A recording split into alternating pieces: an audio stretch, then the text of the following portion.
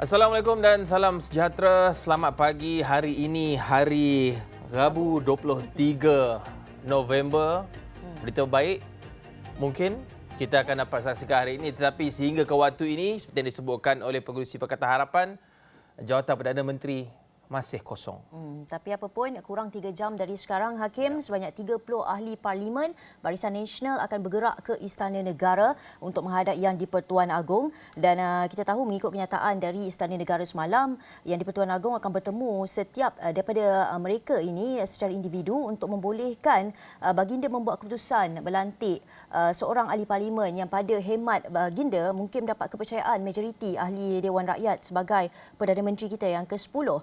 Sebelum itu, Hakim, kita nak recap apa yang berlaku sebelum ini dan kita sedia maklum bahawa rakyat telah pun mengundi pada Sabtu lepas 19 November. Seterusnya, tidak ada gabungan yang berjaya melepasi angka 112 untuk membentuk kerajaan. Dan sehubungan itu, kita tahu keadaan semakin kompleks, semakin rumit, merisik berlaku di antara gabungan-gabungan yang bertanding. Tetapi setakat ini proses menemui kebuntuan. Tapi ada dua perkara penting yang berlaku semalam. Pertama, BN telah mengumumkan yang mereka tidak sokong baik Pakatan Harapan yang mendapat 82 kerusi atau Perikatan Nasional yang mendapat sebanyak 73 kerusi.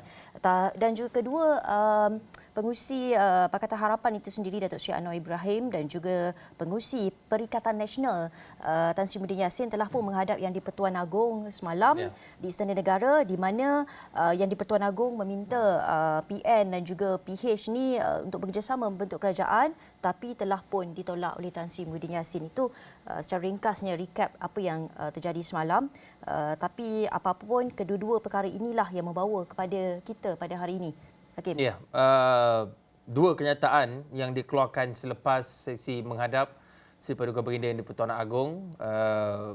Yang pertama daripada Datuk Seri Anwar Ibrahim menyatakan tiada Perdana Menteri buat masa ini, dan baginda pernah mencadangkan, menyebutkan juga berkenaan dengan unity government ataupun kerajaan perpaduan.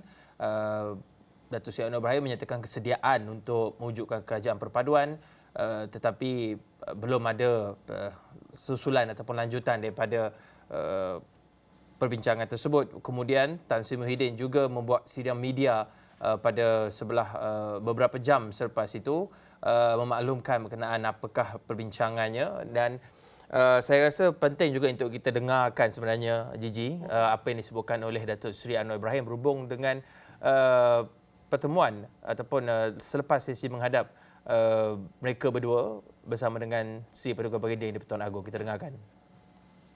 Tak ada apa-apa keputusan lagi setakat ini. Timeline Datuk Seri. Ya, Datuk Seri kan tak ada lagi sehingga bila? Ya. Menteri tak ada. Sekarang ni ada kekosongan jawatan dan terbuka untuk permohonan. Datuk Seri, tadi yang Tuan Agong kata I said they say is there an appointment. The President Prime Minister said no, but it's open for application. adakah akan ada No, there's no decision.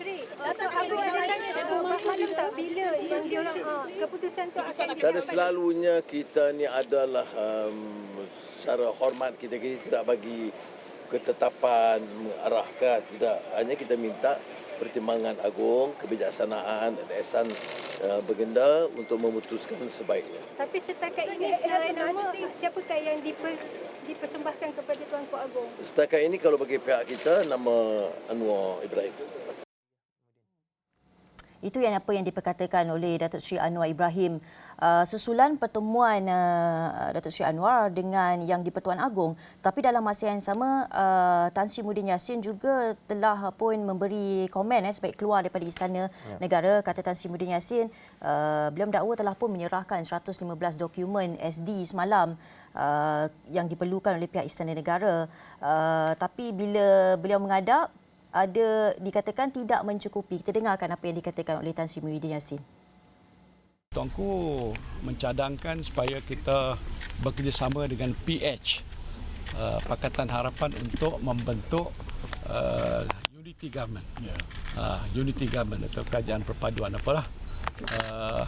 Tetapi kami telah membincang perkara itu sejak awal lagi kami tidak akan bekerjasama dengan PH, Pakatan Harapan. Itu pendirian parti kita sejak dulu sampai ke hari ini.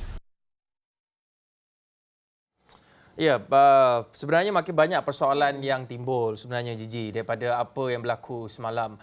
Dia membawa kita seolah-olah berada dalam keadaan seperti kita pernah alami beberapa puluh bulan yang lepas, deja vu yang dikatakan begitu. Sebab kita dimaklumkan susulan daripada kedua-dua kenyataan tersebut, kita dapat lihat Istana Negara kemudian mengeluarkan kenyataan memanggil 30 ahli Parlimen Barisan Nasional untuk menghadap beliau baginda pada hari ini. Tetapi saya sangat tertarik sebab politik ini bukan saja berkenaan dengan angka mencukupi 112 tetapi juga mungkin seni meyakinkan orang, seni muslihat. Politik ini seni segala kemungkinan, art of possibilities. Sebab daripada apa yang disebutkan oleh Tan Sri Muhyiddin Yassin ini lebih banyak menimbulkan persoalan sebenarnya. Ya. Sebab kalau kita hayati, kita lihat apa yang dikatakan oleh Tan Sri Muhyiddin Yassin itu, beliau menyatakan beliau sudah pun menghantar 115 dokumen statutory declaration ataupun akuan bersumpah SD. Tetapi apabila menghadap, entah kenapa SD itu tidak diterima. Dia menimbulkan banyak persoalan, Ji. Ini basic untuk kita faham bagaimana persoalan itu timbul. Sebab kalau kata ada 115, mengapa tidak diterima? Adakah ada sesuatu yang menyekat, yang menghalang SD itu daripada diterima? Akta Lompat Parti contohnya, legally binding dengan mungkin menimbulkan masalah, Gigi. Tapi sebenarnya kalau kita lihat secara keseluruhannya, Hakim, mungkin Tan Sri Muhyiddin Yassin ini ingat dengan mengukakan SD awal, beliau telah cukup sokongan majoriti. Tetapi mungkin beliau lupa ataupun terlepas pandang dengan kenyataan yang dikeluarkan oleh GPS malam yang mengatakan beliau, GPS kata dia akan tidak akan menyokong PN tapi akan menyerahkan kepada yang di Pertuan Agong. Jadi mungkin SD yang dikemukakan tu yang di Pertuan Agong tak kira daripada kalau ada daripada ahli GPS, kerana GPS telah pun memaklumkan bahawa tak ada sokongan yang diberikan. Tapi dalam masa yang sama juga kita perlu ingat juga semalam, Hakim, Setiausaha Agong BN Dr. Zamri Kadir dalam kenyataan semalam kata tiada MP daripada BN yang sokong Muhyiddin Yassin menjadi Perdana Menteri ke-10. Jadi itu mungkin saya kira merangkumi, menjelaskanlah mengapa 115 dokumen SD itu tidak mencukupi. Ya, yang penting sekarang ini kita lihat ada pihak-pihak parti-parti kecil yang lain, bukan parti kecil tetapi parti yang mendapat jumlah kursi parlimen yang kurang daripada apa yang diperoleh oleh kedua-dua gabungan ini, PN dan juga PH, telah membuat ketetapan tidak menyokong mana-mana pihak sama ada Pakatan Harapan ataupun Perikatan Nasional dan menyerahkannya kepada kebijaksanaan Seri Paduka Baginda ini Pertuan Agong. Ini satu keadaan yang agak rumit sebenarnya sebab kalau kita saksikan kedua-dua gabungan ini PH dan juga PN ada 82 dan 73 kerusi dan itu memungkinkan segala SD yang ditandatangani mungkin tidak terpakai berikutan dengan satu kenyataan susulan yang dikeluarkan oleh BN dan juga GPS dan juga GRS ataupun dan juga warisan dan juga berkenaan dengan Akta Anti Lompat Parti. Ini sangat menarik untuk kita perhatikan kerana susulan daripada kenyataan-kenyataan yang berlaku semalam, Majlis Kerja Tertinggi Barisan Nasional semalam juga malam tadi bermesyuarat sebenarnya seperti yang kita sebut maklum diperkenan untuk menghadap 30 ahli parlimen ini ke Istana Negara pada hari ini. Tetapi semalam Bendahari Agung BN Datuk Seri Syahmuddin Tun Hussein memaklumkan bahawa Barisan Nasional ini akan memohon kepada Seri Paduka Baginda ini Pertuan Agong untuk menangguhkan pertemuan yang sepatutnya berlangsung pada jam 10.30 pagi hari ini.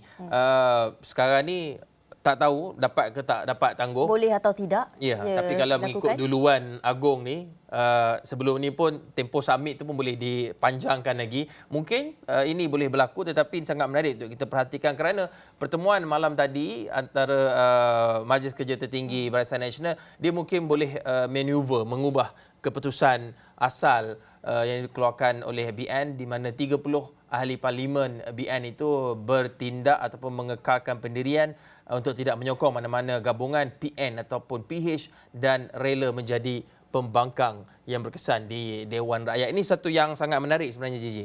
Tapi apa pun kita mesti kita akan pastinya membawakan kepada anda sejurus selepas kita dapat apa sahaja pergerakan atau perkembangan baru. Tapi apa pun kita nak dengarkan jugalah beberapa saya kira apa yang dikatakan oleh Timbalan Presiden MIC Datuk Seri M. Saravanan, Setiausaha Agong MCA Datuk Chong Sin Woon dan juga Bendahari Barisan Nasional Datuk Seri Syamuddin Husin. Akan menangguh lah. Kita dah minta istana. 3 kali dah tangguh. Tangguh apa? Tangguh minta umum tu. Maksudnya tangguh untuk perjumpaan esok ya? Perjumpaan sebab kita ada meneliti beberapa perkara lagi. Kita mengekalkan keputusan pagi hari ini untuk kita tidak memihak kepada siapa-siapa. Jadi kita terpulanglah kepada Presiden atau pengerusi Barisan Nasional untuk memaklumkan kepada tuanku. Ada sign SD apa-apa? Tak ada. No SD sign. Tak tahu apa yang perlu dibincangkan telah pun dibincangkan tadi. Jadi pihak media tunggulah keputusan dan kenyataan rasmi apa yang daripada parti. dibincangkan tu Datuk Seri? Bukan amalan kita untuk cerita kepada halayak orang ramai apa yang dibincangkan dalam mesyuarat kita. Perkara menjadi lebih nampak makin kompleks, Hakim. Ini juga kita lihat sebagai satu perkara macam unprecedented yang berlaku kepada negara kita. Tetapi apa pun ketika ini mungkin ramai yang gelisah, gusar di luar sana berkenaan dengan siapa Perdana Menteri kita, siapa kerajaan kita. Tapi pun telah dijelaskan oleh Perdana Menteri Datuk Seri Ismail Sabri Yaakob bahawa kerajaan caretaker masih lagi ada. Mereka akan bersidang seperti biasa untuk membentangkan mini rang undang-undang belanjawan 2023. Kata Ismail Sabri, kerajaan semasa akan kekal sebagai kerajaan caretaker sekiranya tiada mana-mana parti membentuk kerajaan dalam masa terdekat ini. Ya, kerajaan caretaker sebenarnya masih lagi functioning government sebenarnya. Perlu ada, sebab itulah namanya caretaker, menjaga sementara adanya kerajaan yang kerajaan baru yang dipilih. Kerana kalau tak bersidang untuk meluluskan bajet mini ini, perbelanjaan pengurusan, kalau kita biasa dengar berkenaan dengan bajet ni ada perbelanjaan mengurus, belanja pembangunan, perbelanjaan pengurusan itu melibatkan gaji-gaji penyewa awam, nak memastikan bahawa sistem perkhidmatan awam itu terus berfungsi, maka perlu ada bajet mini yang dibentangkan. Hanya bajet mini melibatkan pengurusan. Sebab tu nama dia mini bajet. Ini sangat menarik dan apa pun masih ada lagi caretaker Prime Minister pada ketika ini, Datuk Seri Ismail Sabri Yaakob. Tetapi sebenarnya dia pemilihan ini menjadi lebih rumit sebab ada perbincangan-perbincangan ataupun perjanjian-perjanjian yang berlaku sebelum PRU itu berlangsung. Ini bukan saya cakap, ini dikatakan oleh Tan Sri Anwar Musa ini. Beliau mendakwa ada wujud konspirasi sebelum pilihan raya umum ke-15 yang menjadi punca lah kenapa proses pemilihan Perdana Menteri ini menjadi sukar. Ini beliau katakan di laman Facebook beliau. Dia katanya pihak yang bertindak sedemikian mungkin tak sedar perkara itu sebenarnya menjadi satu kesalahan serta tidak sah. Mungkin beliau merujuk kepada perkara berkenaan dengan ketetapan parti dan sebagainya sebab dalam laman Facebook beliau menyatakan dasar No Anwar No Parti diputuskan dalam perhimpunan adalah binding, mengikat semua orang dan tidak boleh dirombak mana-mana individu, dan tindakan yang bercanggah dengan dasar parti adalah null and void, maksudnya tidak terpakai, tidak sah. Kedua, beliau katakan pendirian anggota parlimen dipilih untuk tentukan siapa yang mereka sokong bagi pegang jawatan Perdana Menteri mesti dibuat tanpa tekanan sesiapa dan ahli berhak membuat keputusan mengikut dasar parti yang diputuskan secara sah. Sebarang dokumen lain cuba dimanipulasi atau adalah terbatal dan tidak sah serta tidak mengikut perlembagaan. Ini saya risau ada sesuatu yang tertinggal di sini. Kita perlu faham kerumitannya ataupun mungkin kebijaksanaan ataupun mungkin kelicikan sesetengah individu. Yang kita difahamkan semua ahli-ahli parlimen UMNO yang bertanding dalam pilihan raya umum ke-15 diarahkan menandatangani aku janji dan beberapa siri dokumen lain yang kesannya antara lain perlu mengikut keputusan Presiden Barisan Nasional untuk memutuskan gabungan mana parti itu ingin bersama membentuk kerajaan, dan juga difahamkan akan terpakai Akta Anti Lompat Parti itu sekiranya mereka tidak berbuat demikian. Jadi mungkin itulah yang menyebabkan proses pemilihan Perdana Menteri itu mungkin tertangguh. Tapi ini juga kita saksikan, saya kira para penganalisis politik juga sudah melihat bagaimana keakraban antara Datuk Seri Anwar Ibrahim dan Datuk Seri Ahmad Zahid Hamidi. Seperti yang kita dapat saksikan juga, kedua-dua pemimpin itu berada di satu lokasi yang sama. Pemimpin Pakatan Harapan dan Barisan Nasional juga telah berjumpa semalam kemarin. Ini satu yang menarik untuk kita perhatikan bagaimana sebenarnya sesi rundingan dan negosiasi ini akan dapat dimuktamadkan. Saya nak menyentuh pendedahan yang dilakukan oleh Ketua UMNO bahagian Ketereh ini kerana beliau mendakwa pihak yang seperti Hakim katakan yang ada telah pun menandatangani SD itu, katanya pihak-pihak yang terbabit mengemukakan dokumen bercanggah dengan perlembagaan dan bertentangan dengan keputusan Dewan Tertinggi. Ini bagi mengelirukan Yang di-Pertuan Agong dalam soal pemilihan Perdana Menteri yang ke-10. Dan katanya difahamkan ada pihak sekali lagi cuba mengelirukan Yang di-Pertuan Agong dengan dokumen bukan saja bercanggah perlembagaan, malah bertentangan dengan Dewan Tertinggi BN, dan perbuatan menjayakan konspirasi terancang ini amat dan melanggar resolusi diputuskan pada Pimpinan Agung UMNO sebelum ini serta keputusan Dewan Tertinggi BN. Persoalannya siapa pihak berkenaan dan juga bagaimana perkara itu boleh terjadi ketika itu. Dan kita pun tahu hari ini 3 jam dari sekarang 30 ahli Parlimen BN akan diminta bertemu dengan Yang di-Pertuan Agong, tetapi ada katanya nak ditangguhkan. Tapi apapun kami akan bawakan dari masa ke semasa, sebaik sejurus saja kami dapat berita terbaru berkenaan dengan perkara itu. Okey, kita juga nak bawa anda untuk melihat apa yang dikatakan oleh Datuk Seri Anwar Ibrahim semalam. Satu bentuk kerajaan, iaitu kerajaan perpaduan. Bagaimanakah bentuk kerajaan perpaduan? Kerajaan minoriti, kerajaan campuran. Ini satu istilah yang mungkin sejak 60 tahun yang lalu kita merdeka, sejak pertama kali pertukaran kerajaan, dia tidak pernah dibincangkan secara terbuka. Tetapi ini bukanlah satu perkara yang asing di peringkat global. Di negara-negara Eropah yang mempunyai ketamadunan yang lebih keterhadapan daripada Malaysia, ini sebenarnya sudah pun mempunyai konsep ataupun apa yang dikatakan sebagai minority government. Di Belgium contohnya, di Jerman, di Sweden, di beberapa buah negara lagi yang memang sudah mempunyai kerajaan ataupun yang sudah pun mempunyai situasi di mana tidak ada sebuah parti ataupun gabungan politik yang mencapai angka majoriti mudah. Dalam kes kita di Malaysia ini, tak ada pihak yang dapat 112 daripada keseluruhan 222 kerusi parlimen itu. Bolehkah ia dilakukan? Bagaimana ia dilakukan? Adakah bentuk kerajaan itu dapat memberikan kita satu bentuk kestabilan? Kerana kestabilan itulah yang kita mahukan dalam kita menuju tahun 2023 yang kita jangkakan penuh dengan cabaran berkaitan dengan soal ekonomi, kos sara hidup dan ketidakstabilan politik yang kita alami sejak langkah Sheraton itu meletakkan kita di kedudukan yang sukar sekiranya tidak ada leadership ataupun kepimpinan yang cukup baik untuk menerajui pentadbiran negara ini untuk satu penggal sekurang-kurangnya. Ya. Kalau kita nak rumuskan, maksudnya kita dah bawa kepada dua pilihan sebenarnya, Hakim. Ya. Sama ada kerajaan minoriti ataupun kerajaan unity. Kerajaan unity itu bukan seperti di Perak. Perak tu kerajaan gabungan. Kerajaan unity ini akan melibatkan semua parti dalam negara. Manakala kerajaan minoriti ini akan ikut macam sistem Westminster itu sendiri. Ya. Tapi apa pun kita akan membawa perbincangan pada pagi ini ke arah dua pilihan itu, unity dan antara unity dan juga minority itu kan. Tapi apa pun, apa yang terbaik sebenarnya kepada rakyat Malaysia itu yang paling kita fikirkan ketika ini.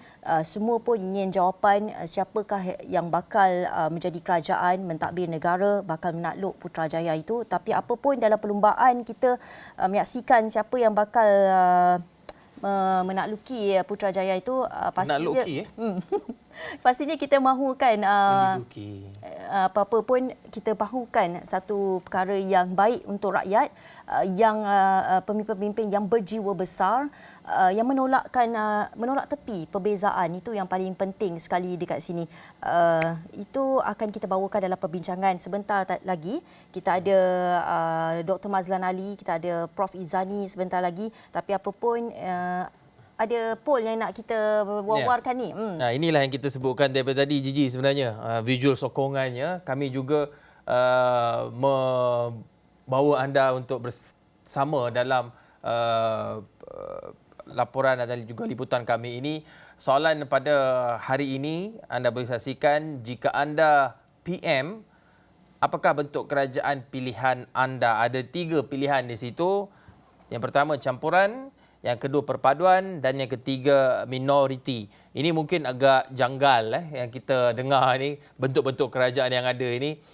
Tapi saya kira seperti yang kita maklumkan sejak awal tadi, ini bukanlah satu perkara yang asing dalam sistem demokrasi di peringkat global, tetapi mungkin satu perkara yang baru di dalam negara kita ini. Unprecedented sebenarnya kalau ia berlaku, terutamanya kerajaan minoriti. Tapi ini saya kira sebenarnya perlu diulas dan dilihat, diterangkan oleh penganalisis politik yang arif mengenai bentuk-bentuk kerajaan ini dan apakah mungkin senario-senario yang akan berlaku pada hari ini sekiranya selepas Seri Paduka Baginda menerima menghadap 30 ahli Parlimen Barisan Nasional, adakah kita mungkin menyaksikan deretan ratusan ahli Parlimen keluar masuk ke istana seperti yang berlaku sebelum ini untuk menyatakan pendirian mereka? Siapakah ahli Parlimen yang mereka pilih, yang mereka percaya mempunyai sokongan untuk diangkat sebagai Perdana Menteri Malaysia yang ke-10. Baik, siapa 30 MP Barisan Nasional yang bakal menghadap pada hari ini? Kita tahu 26 daripadanya adalah ahli UMNO, 2 MCA, 1 MIC dan 1 lagi PBRS. Mereka semua kita jangkakan akan menghadap Yang di-Pertuan Agong pada jam 10.30 pagi ini, lebih kurang 3 jam dari sekarang. Tapi apapun, walaupun ada cakap-cakap katakan ada nak lakukan penangguhan, semuanya belum lagi saya kira confirm setakat ini. Kita akan pastinya ada wartawan kami yang akan membuat liputan menunggu di depan Istana Negara itu. Pastinya kami akan bawakan perkembangannya dari semasa ke semasa. Okey, kita perlu berhenti rehat seketika. Hari ini masih ada perkara lagi. Kami tempatkan wartawan di lapangan di hadapan Istana Negara, di kediaman pemimpin-pemimpin utama yang 2 pemimpinan utama ini untuk kita bawakan laporan dari semasa ke semasa. Tapi sebelum itu, kita akan berhenti rehat seketika, kembali selepas ini.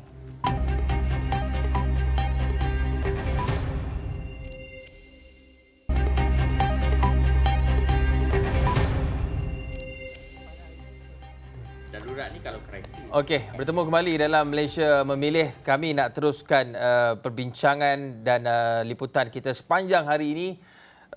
Selagi kita tidak ada Perdana Menteri yang baharu, selagi kita masih lagi berdepan dengan persoalan bangun-bangun tidur, siapa PM, mungkin boleh tengok siapa yang PM tepi, Gigi. Tapi kalau kita nak bawa perbincangan, sebenarnya setiap kejadian ataupun momen yang berlaku dalam negara kita ini memberikan kita satu pencerahan, seolah-olah membuka satu ruang pengetahuan kepada rakyat Malaysia terutamanya. Saya kira kadar literasi politik juga sudah meningkat, pengetahuannya, tapi kita risau kalau ada yang ambil tahu tapi separuh masak, terutama sekali melibatkan kejadian-kejadian penting. Tapi penting juga untuk kita melihat perkara ini dengan lebih meluas. Bagaimana kejadian yang berlaku dalam negara kita pada ketika ini boleh diselesaikan melihat kepada contoh-contoh apa yang berlaku di negara-negara lain di peringkat global, tetapi kita sesuaikan dengan keadaan di dalam negara kita ini. Jadi saya kira sebenarnya untuk kita bercakap, untuk memahami apakah yang berlaku bakal berlaku, apakah yang mungkin boleh kita jangkakan pada hari ini, saya nak bersama dengan Dr. Mazlan Ali, penganalisis politik Universiti Teknologi Malaysia UTM. Assalamualaikum, selamat pagi Doktor. Tapi kita tengah tunggu lagi Okey. Doktor bersedia. Tapi apa pun kita tahu Dr. Mazlan, sebelum kita pergi kepada contoh-contoh luar negara yang boleh mungkin negara kita ni guna pakai ataupun pelajari ataupun ikuti contohi. Tapi kita tahu hari ini akan adanya sesi pertemuan 30 ahli parlimen dengan yang di-Pertuan Agong. Apa mungkin yang boleh kita proses yang rakyat perlu tahu dari pertemuan ini, Dr. Mazlan? Ya, kita dikhabarkan bahawa pada hari ini sepatutnya 30 ahli parlimen daripada Barisan Nasional akan menghadap Duli Yang Maha Mulia Tuanku yang di-Pertuan Agong. Kita menjangka bahawa pertemuan ini adalah untuk Seri Paduka Baginda mendapatkan kepastian daripada anggota-anggota parlimen daripada UMNO dan Barisan Nasional ini untuk Tuanku menentukan hala sokongan parti ketiga yang terbesar selepas Pakatan Harapan dan juga Perikatan Nasional. Sekiranya kita andaikan ada sokongan daripada ahli-ahli parlimen Barisan Nasional ini untuk menyokong antara dua yang terbesar, blok yang terbesar ini, iaitu Datuk Seri Anwar ataupun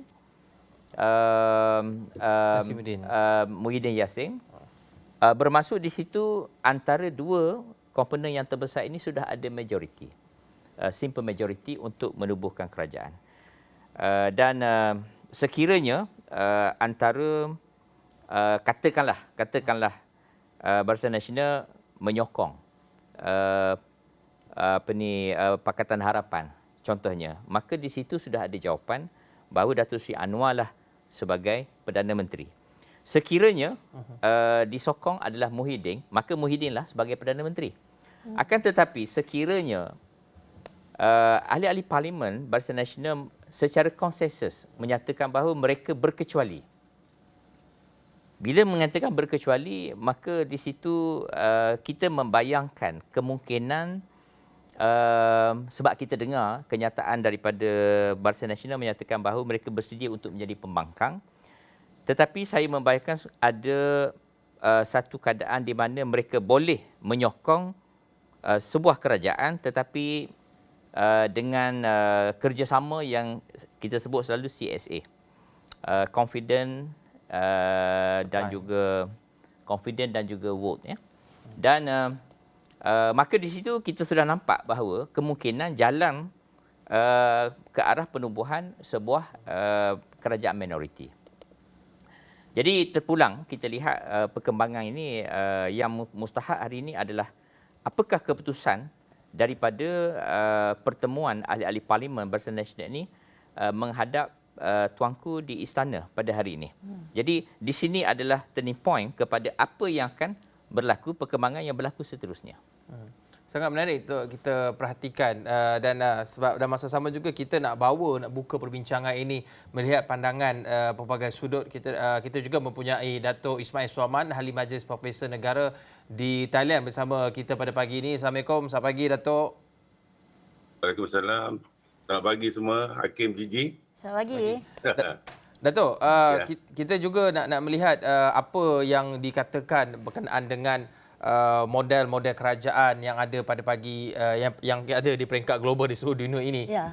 Adakah Malaysia ini sebenarnya boleh bergerak memasuki satu era kematangan politik yang baru seperti membentuk kerajaan campuran, perpaduan dan juga minoriti. Di peringkat negeri kita tahu adun-adunnya Sultan di peringkat negeri juga mempunyai pemikiran yang sendiri. Contoh di negeri Perak ia sudah berlaku. Adakah apa yang berlaku di peringkat negeri Perak itu boleh diterjemahkan ke peringkat persekutuan, Dato'? Okey, terima kasih. Bahawa dalam proses demokrasi berbeza di antara satu sama lain.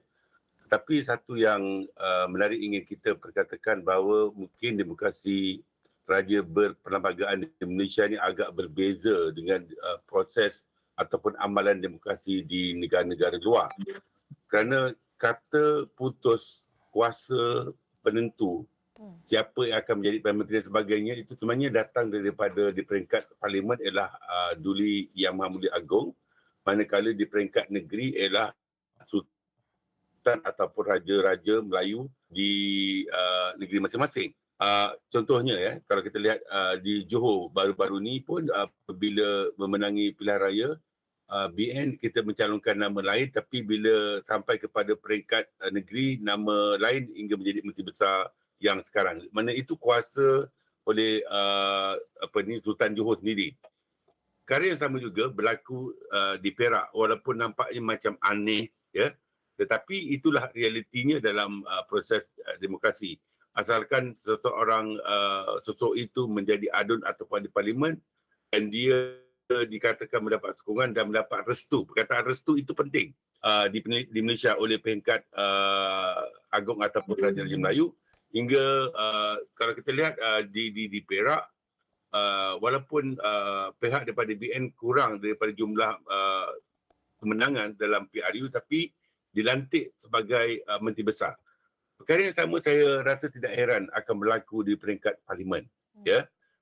Asalkan dia datang daripada kelompok yang memenangi agak selesa berbanding dengan lain dan mereka boleh bergabung dengan mana-mana parti dan konsonan tertentu, tetapi apapun dia mesti mendapat penilaian, pertimbangan Duli Yang Maha Mulia Agong untuk menentukan siapa pula yang akan menjadi Perdana Menterinya itu. Ya.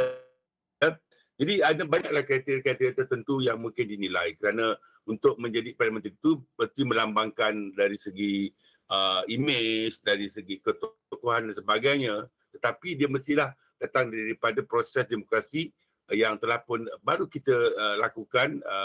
Mungkin tangan saya pun masih lagi buktinya ini untuk mengatakan bahawa siapa ataupun mana-mana pihak yang layak dan mempunyai sokongan daripada kelompok mana-mana yang bertanding sebagai MP boleh dicalonkan untuk menjadi bakal Perdana Menteri. Tetapi kata kuasa untuk menentu itu adalah daripada Agong dan mungkin daripada jawatan kuasa yang dilantik oleh Agong di peringkat istana. Dan Datuk Ismail, kalau kita lihat apa yang berlaku semalam, selain kerajaan disebut kerajaan unity, itu juga perkataan kerajaan minoriti ini mula timbul dan diperbincangkan juga dengan meluas oleh kita dan juga rakyat. Apa mungkin yang dimaksudkan dengan kerajaan minoriti ini dan sejauh mana ia mampu menjadi kerajaan yang berkesan? Okey, kerajaan minoriti ini ialah mungkin daripada mana-mana parti politik ataupun wakil parlimen yang memenangi pilihan raya, tapi dia bukan daripada jumlah yang majoriti. Contohnya kalau kita lihat di Malaysia, PA 82, 73 daripada PN, 30 daripada BN dan selebihnya 20 lebih daripada Sabah dan Sarawak. Ya.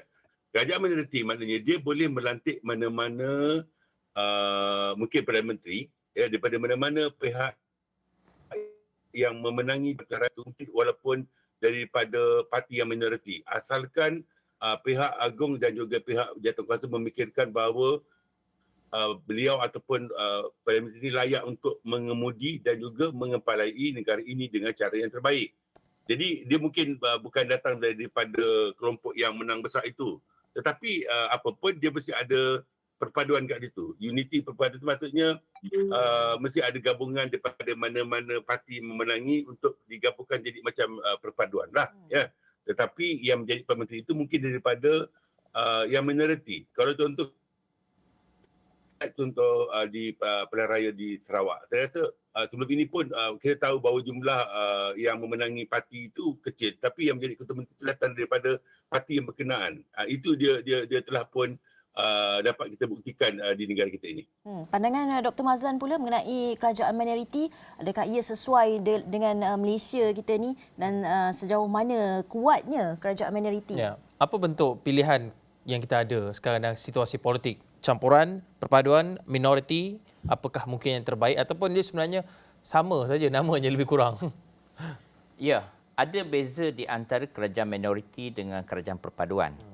Kerajaan minoriti apabila berlaku kebuntuan di mana blok-blok politik ini tidak dapat mencapai kata sepakat. Seperti yang berlaku di Malaysia sekarang ini. Yang berlaku sekarang, saya nampak kecenderungan begitu. Kerana GPS menyatakan bahawa mereka akan hanya mengikut keputusan Seri Paduka Baginda Pertuan Agong. Dan Barisan Nasional menyatakan bahawa mereka bersedia untuk menjadi pembangkang. Bermaksud di situ bahawa Barisan Nasional tidak akan menyokong Pakatan Harapan ataupun menyokong Perikatan Nasional, tetapi pada masa yang sama bersikap berkecuali, memungkinkan bahawa negara kita akan terus berhadapan dengan kebuntuan, tidak ada parti politik yang mempunyai sekurang-kurang simple majority 113.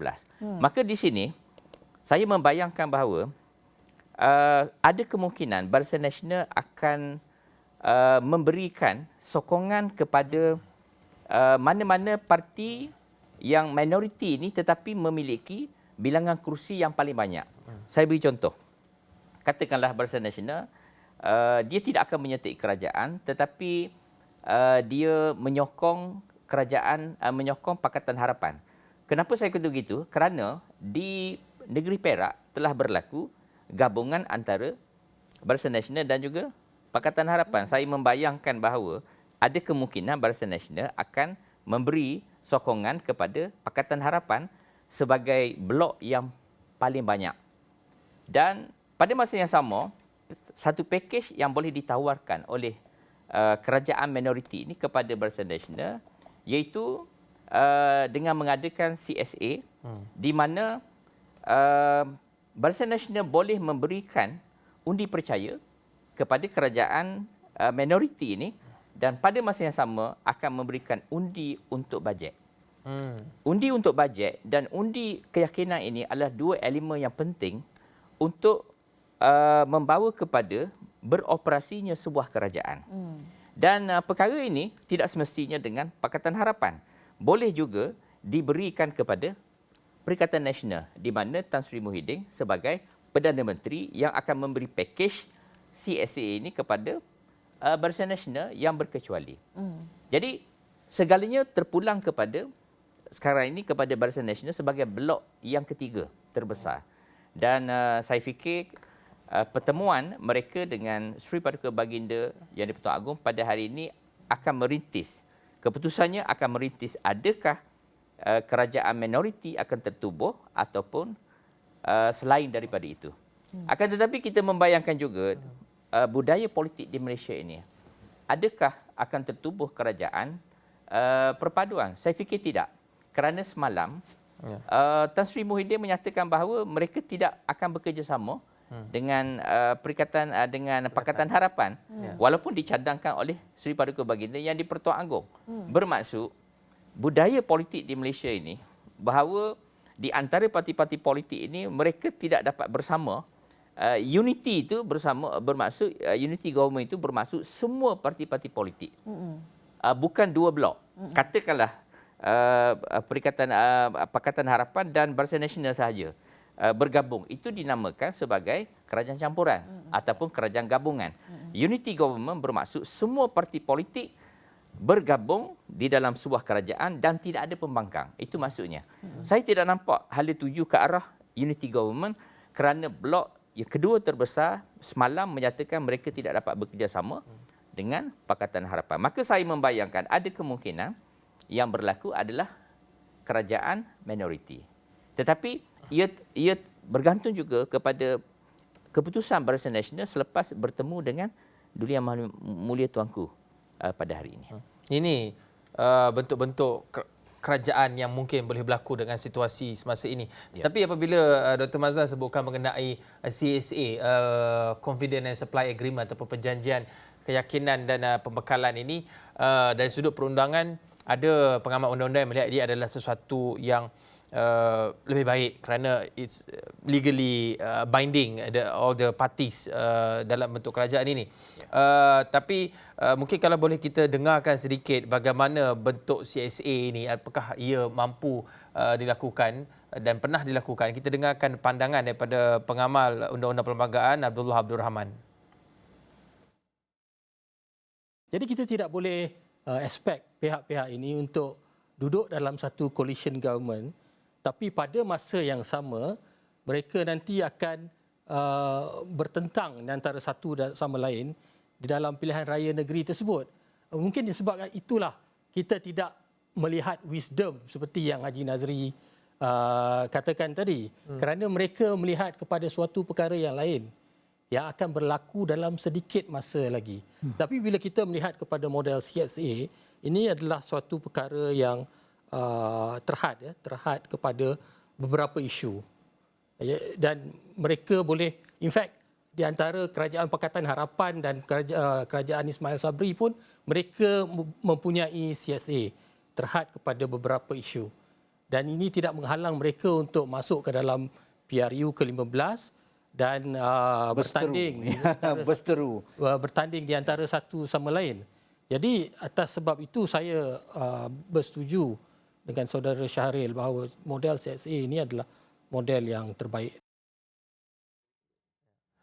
Okey, itu satu pandangan yang menarik dikemukakan. Sebelum kita nak dapatkan pandangan Dr. Mazlan, saya nak mendapatkan pandangan Dr. Ismail Suhaman.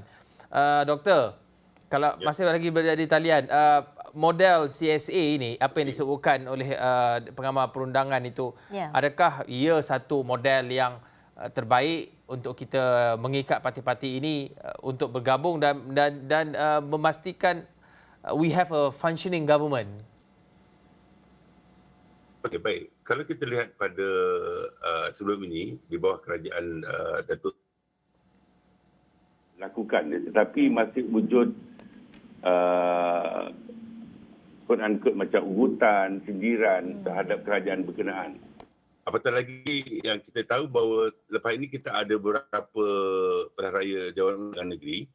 Jadi dia akan wujud tingkat pusat mereka berada dalam satu kelompok, dalam satu kabinet. Tetapi bila pada peringkat negeri mereka bertentangan di antara sama lain kerana atas dasar kempen parti politik, mungkin banyak perkara-perkara yang diungkit dan sebagainya yang menyebabkan tidak selesa dari aspek itu. Itu yang saya nampak keadaan itu akan mungkin boleh berlaku sebab tak lama lagi kita ada pilihan raya bagi Dewan Negeri beberapa buah negeri yang belum melaksanakannya. Jadi itu sebabnya saya nampak secara personally saya lebih suka kalau nampaknya supaya wujud kerajaan gabungan itu lebih jelas. Iaitu bila jelas sama ada kerajaan di antara PN bersama dengan BN dan juga beberapa rakan lain ataupun di satu yang lain bersama BN PAS. Tetapi itu bergantung pada keadaan dan kebijaksanaan Agong ya. Sebab pada dasarnya juga akan berlaku apabila walaupun wujud kata orang perjanjian berkenaan, tapi dia boleh berlaku ditakuti bila di parlimen akan wujud pula nanti undi tak percaya akan timbul walaupun telah ada perjanjian. Itu boleh berlaku di beberapa buah negara lain ya, kerana walaupun mereka telah buat perjanjian tidak mengungkit dan sebagainya, tapi bila berlaku pembentangan ataupun perbahasan dalam parlimen, kadang-kadang mereka ni agak susah untuk kata orang menentukan mana yang benar, mana yang sahih sebab kebanyakan daripada ahli parlimen ini juga merujuk kepada parti dia tau. Dia merujuk pada presiden dia, bukan pada Perdana Menteri depan mata dia di dalam parlimen. Itu yang berlaku pada kita punya kerajaan sebelum ini. Iaitu duduk dalam satu kabinet tetapi ungkit-mengungkit, tuduh-menuduh, malah ada keadaan di mana beberapa ahli parlimen telah pun mendalui daripada Perdana Menteri terhadap satu-satu dasar ataupun tidak ikut cakap dan senang cakap ya. Itu tidak akan berlaku. Maka itu sebabnya saya fikir bahawa sudah tentu kebijaksanaan Duli Yang Maha Mulia daripada Baginda Agong itu dapat mengurai segala kemulut dan kita sebenarnya mengharap kepada ahli-ahli parlimen yang baru saja memenangi pilihan raya ini supaya mengambil iktibar pada PRU yang lepas setelah kita melalui 3 Perdana Menteri supaya wujudkan kerajaan yang utuh, yang betul-betul stabil, tidak mahu lagi keadaan berulang. Kita tidak mahu kerana kepentingan parti politik menyebabkan persoalan ekonomi, persoalan dasar, pembangunan, ketinggalan, janji-janji manifesto yang kita cakap pun tak dapat kita laksana kerana kita asyik sibuk perkara-perkara seperti ini. Ini yang akan berlaku kalau seandainya kita tidak secara terbuka, rasional dan profesional juga matang sebagai seorang ahli parlimen untuk bergerak, kerana akhirnya yang paling penting ialah rakyat. Undi-undi daripada rakyat yang menyebabkan mereka itu berada di persada parlimen. Ya, Dr. Mazlan, kalau kita lihat perjanjian keyakinan dan pembekalan CSA ini adalah merupakan satu model terbaik untuk kita tubuhkan kerajaan minoriti. Tetapi ia juga menuntut kematangan pemimpin-pemimpin. Pemimpin-pemimpin ini perlulah berjiwa besar dalam memastikan kerajaan ini bergerak dengan baik sekali, berjalan dengan lancar dengan apa isu-isu yang kita depani sekarang. Tetapi dalam masa yang sama juga kita lihat bagaimana Barisan Nasional itu mengambil sikap berkecuali kekalahan, menghadapi kekalahan yang tercorot sekali dalam sejarahnya. Mereka bersedia untuk jadi pembangkang. Tapi saya nak quote sedikitlah kata bekas Menteri Undang-Undang Zahid Ibrahim. Dia kata dalam kenyataannya dia tak setuju BN ni jadi pembangkang kerana bukan senang jadi pembangkang. Tapi sejauh mana kesediaan BN menjadi pembangkang ni, Dr. Mazlan? Bukan senang ke tak biasa?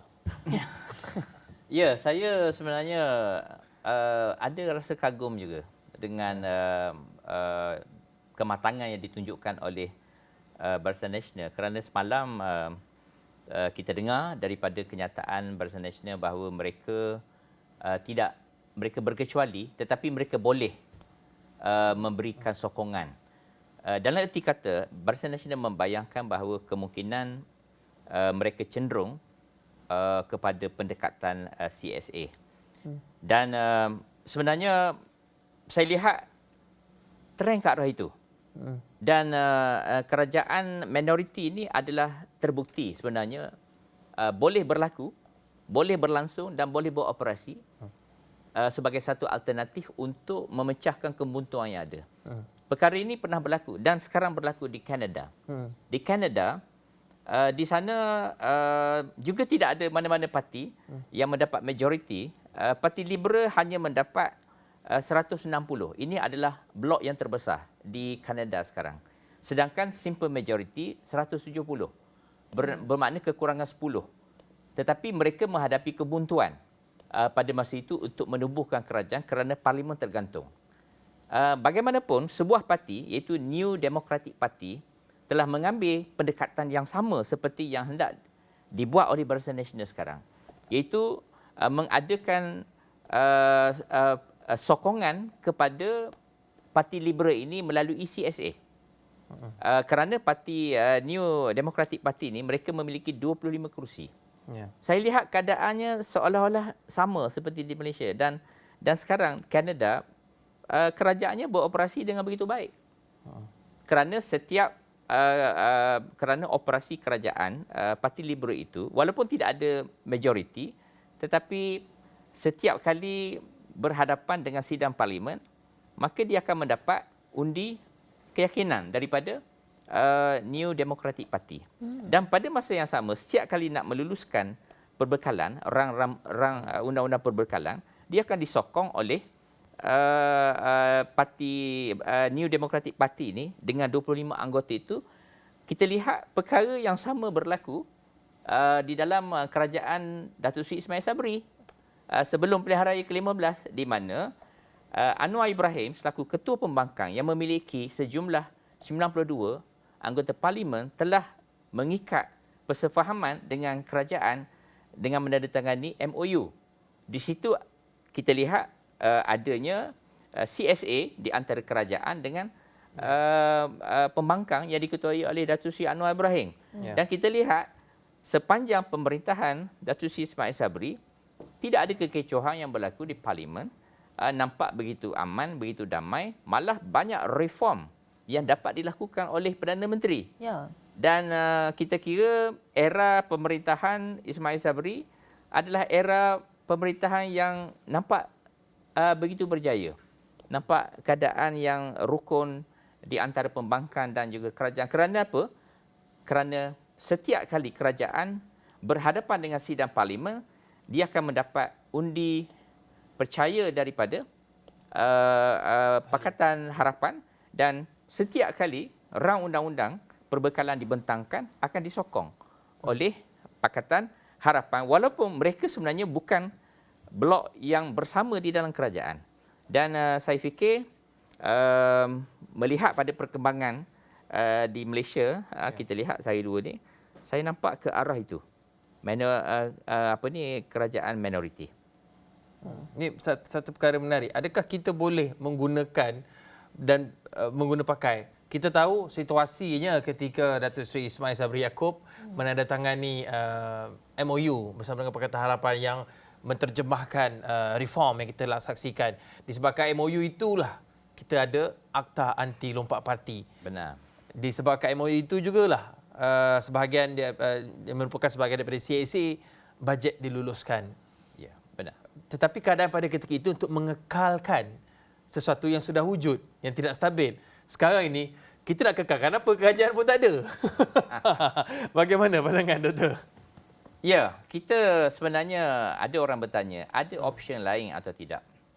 Sekiranya kebuntuan ini tidak dapat dipecahkan. Sebenarnya, seperti yang saya sebut tadi, kecenderungan ke arah minoriti, kerajaan minoriti, unity government itu nampak agak malap kerana semalam Ketua Blok kedua terbesar Tan Sri Muhyiddin mengatakan mereka tidak dapat bekerjasama. Jadi blok yang kedua kata begitu, nampaknya tertutuplah peluang itu kecuali Tan Sri Muhyiddin mengubah menyatakan bahawa mereka bersedia. Pilihan yang ketiga mungkin boleh dicuba tetapi agak ekstrim kerana ini berlaku di Israel antara tahun 2019 hingga 2021. Apa yang berlaku di Israel ini? Saya dengar di media sosial ada mereka mengatakan bahawa ahli politik di Malaysia tidak matang, mereka tidak boleh bekerjasama sebagainya. Sebenarnya di Israel lagi teruk. Di Israel, mereka terpaksa kebuntuan ini tidak dapat dipecahkan kerana tidak ada mana-mana parti politik yang mempunyai simple majority, tetapi mereka sampai ke peringkat terpaksa mengadakan pilihan raya umum sebanyak 4 kali berturut-turut untuk menubuh, untuk mendapatkan sebuah kerajaan yang solid dengan kerusi sekurang-kurang simple majority. Akan tetapi ini sukar sebenarnya nak diadakan kerana kita Malaysia akhir-akhir ini kita lihat kecenderungan kewujudan multi party sistem sekarang ni. Kita ada banyak parti. Tahun ni pilihan raya umum rekod ada 4 koalisi yang besar. Barisan Nasional, Pakatan Harapan, Perikatan Nasional, GTA. Ada 4 koalisi besar dan pada masa yang sama jumlah parti-parti yang lain, banyak lagi parti lain, PRM ada, Parti Bangsa ada, macam-macam parti. Malah jumlah yang paling besar dalam sejarah pilihan raya Malaysia, calon-calon bebas turut sama memeriahkan pertandingan ini sehingga kan mereka seolah tidak peduli bahawa mereka pasti akan hilang wang pertaruhan. Tetapi dicubanya juga, adakah ini satu budaya baru?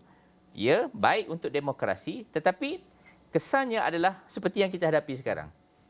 Apabila banyak parti yang bertanding, maka kecenderungan untuk satu parti yang akan mendominasi itu semakin berkurang. Isu perkara ini kita lihat kalau di Singapura contoh. Singapura PAP dia masih parti yang dominan. Selesai, selepas pilihan raya boleh tubuhkan kerajaan.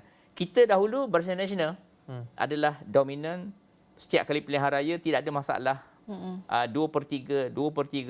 Tetapi akhir-akhir ini dalam satu dekad ini kita lihat oleh kerana perkembangan media sosial, globalisasi, pendidikan menyebabkan partisipasi di dalam demokrasi itu meningkat. Akhirnya di dalam demokrasi Malaysia ini wujud parti-parti politik yang begitu banyak, akhirnya menyukarkan parti-parti ini untuk mendapat simple majority sekurang-kurang untuk menubuhkan kerajaan. Saya tertarik dengan apa yang dikatakan oleh Dr. Mazlan Ali. Apa yang berlaku di Israel itu memang lagi teruk, tapi diorang ada bajet, Dr. Mazlan. Bajet mereka mungkin besar, kan? Dengan pendapatan negara dan sebagainya. Tak patut ikut contoh Israel. Kita ni nak buat satu pilihan raya PRU 15 ni, 1 bilion. Lebih pada 1 bilion. Itu pun dah meranjatkan semua, yang merisau, menggusarkan semua. Datuk Ismail, bercakap mengenai kerajaan mana yang patut kita tubuhkan, jenis apa yang patut kita tubuhkan, telah pun diusulkan oleh Yang di-Pertuan Agong untuk diadakan unity government. Datuk Seri Anwar dilihat terbuka dengan cadangan berkenaan, tapi Tan Sri Muhyiddin Yassin berkeras dalam hal ini. Bagaimana kita melihat susuk figura Tan Sri Muhyiddin Yassin ni, kerana apa yang kita sering wawarkan ketika ini adalah pemimpin berjiwa besar, pemimpin yang menolak perbezaan, pemimpin yang utamakan rakyat. Dengan saya kira kekerasan hati Tan Sri Muhyiddin Yassin, tidakkah itu akan memberi gambaran yang beliau tidak mahu mengutamakan rakyat, tetapi sebaliknya mengutamakan apa yang dimahukan oleh partinya? Ataupun mungkin kerana soal prinsip. Bagaimana, Datuk?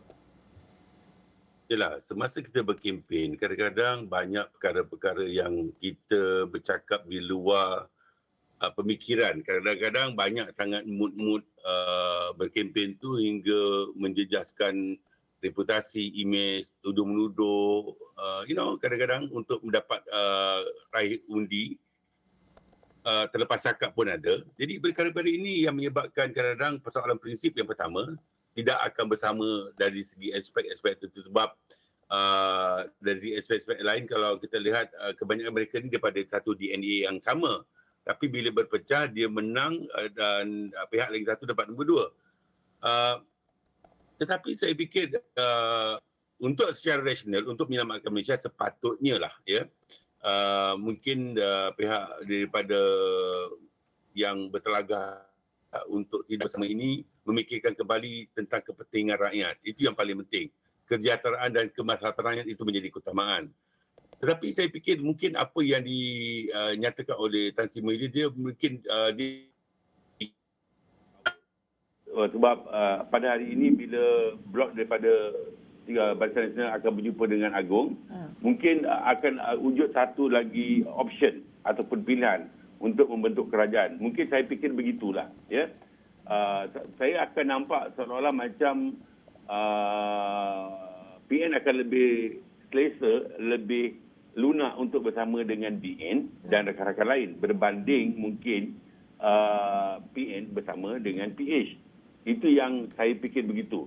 Maka itu sebabnya pada peringkat awal itu mungkin Tan Sri Muhyiddin tidak mahu bersama dengan cadangan itu untuk wujudkan di antara PH dan juga PN.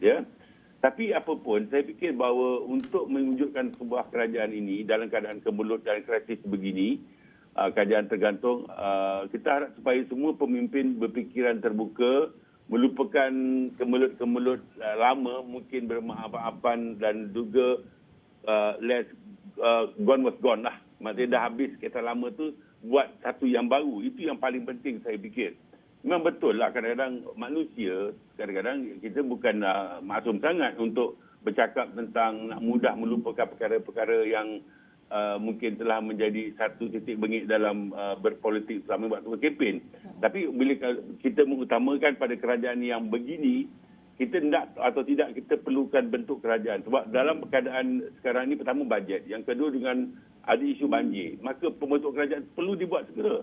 Dia tidak ada lagi krisis-krisis yang nanti datang dan datang. Akhirnya kita dalam keadaan ini banyak perkara kita tak boleh bergerak tanpa ada seorang pemimpin, tidak ada kabinet. Siapa nak caretaker nanti kalau ada krisis-krisis yang mendatang?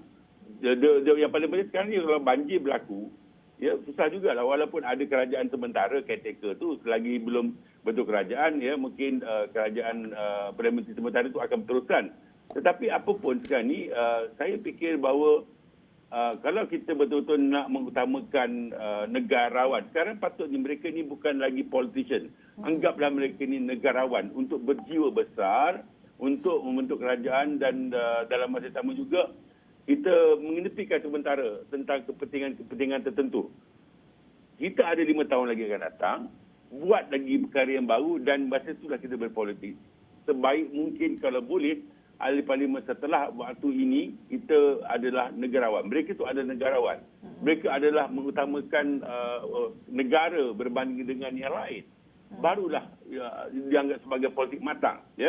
Sebab kita dah penatlah dengan berpolitiking ni daripada since 2008 sampai sekarang ni, saya ingat waktu berpolitik menjadi-jadi akhirnya. Saya sebagai seorang ahli politik, saya mengikuti sangat rapat tentang perkara ini dan saya ingat enough was enough lah. Ya. Sebab bila keadaan wujud seperti ini masih lagi tidak bentuk kerajaan, saya fikir mungkin seminggu ataupun kalau boleh lebih awal lah. Ya. Kalau boleh Agong dapat memberikan jawapan yang baik dan dapatlah mana-mana kerajaan. Dan once mereka dah bentuk kerajaan tu, jangan lagi ada ungkit-mengungkit, jangan ada lagi nanti gelar-menggelar, dipanggil sebagai name calling ya dalam istilah dia, yang menyebabkan rasa curiga, rasa tidak puas hati akan timbul. Dan kita juga mengharap kepada semua pengikut-pengikut dan rakyat supaya bertenang, supaya tidak melakukan apa-apa perkara yang boleh menimbulkan rasa resah, rusuhan macam-macam ya. Sebab kita sebenarnya be gentleman, lepas habis untuk pilihan raya, bekerjalah, bergeraklah, buatlah apa yang sepatutnya. Tidak perlu lagi nak lihat pada ni, sebab kita tunggu lagi 5 tahun, okey, kita akan bertandang dan juga bersama-sama di gelanggang pentas demokrasi untuk menentukan siapa pula pemimpin pada masa akan datang. Itu pandangan saya. Dan apa pun kita faham bahawa prinsip-prinsip yang dipegang oleh Perikatan Nasional inilah yang dibawa oleh Tan Sri Muhyiddin Yassin. Dalam masa yang sama kita memahami apa yang dipertahankan oleh Tan Sri Muhyiddin Yassin. Tapi apa pun keputusan pada hari ini kita tahu bergantung kepada 30 ahli parlimen dari Barisan Nasional ni yang akan bergerak ke Istana Negara untuk bertemu dengan Yang di-Pertuan Agong. Mana tahu dengan prinsip yang dibawakan oleh Tan Sri Muhyiddin Yassin ni mungkin ia membuka mata antara 30 ahli parlimen dari BN itu. Tapi apa pun kita perlu berhenti rehat seketika. Kembali selepas ini kita akan sambung lagi perbincangan kita.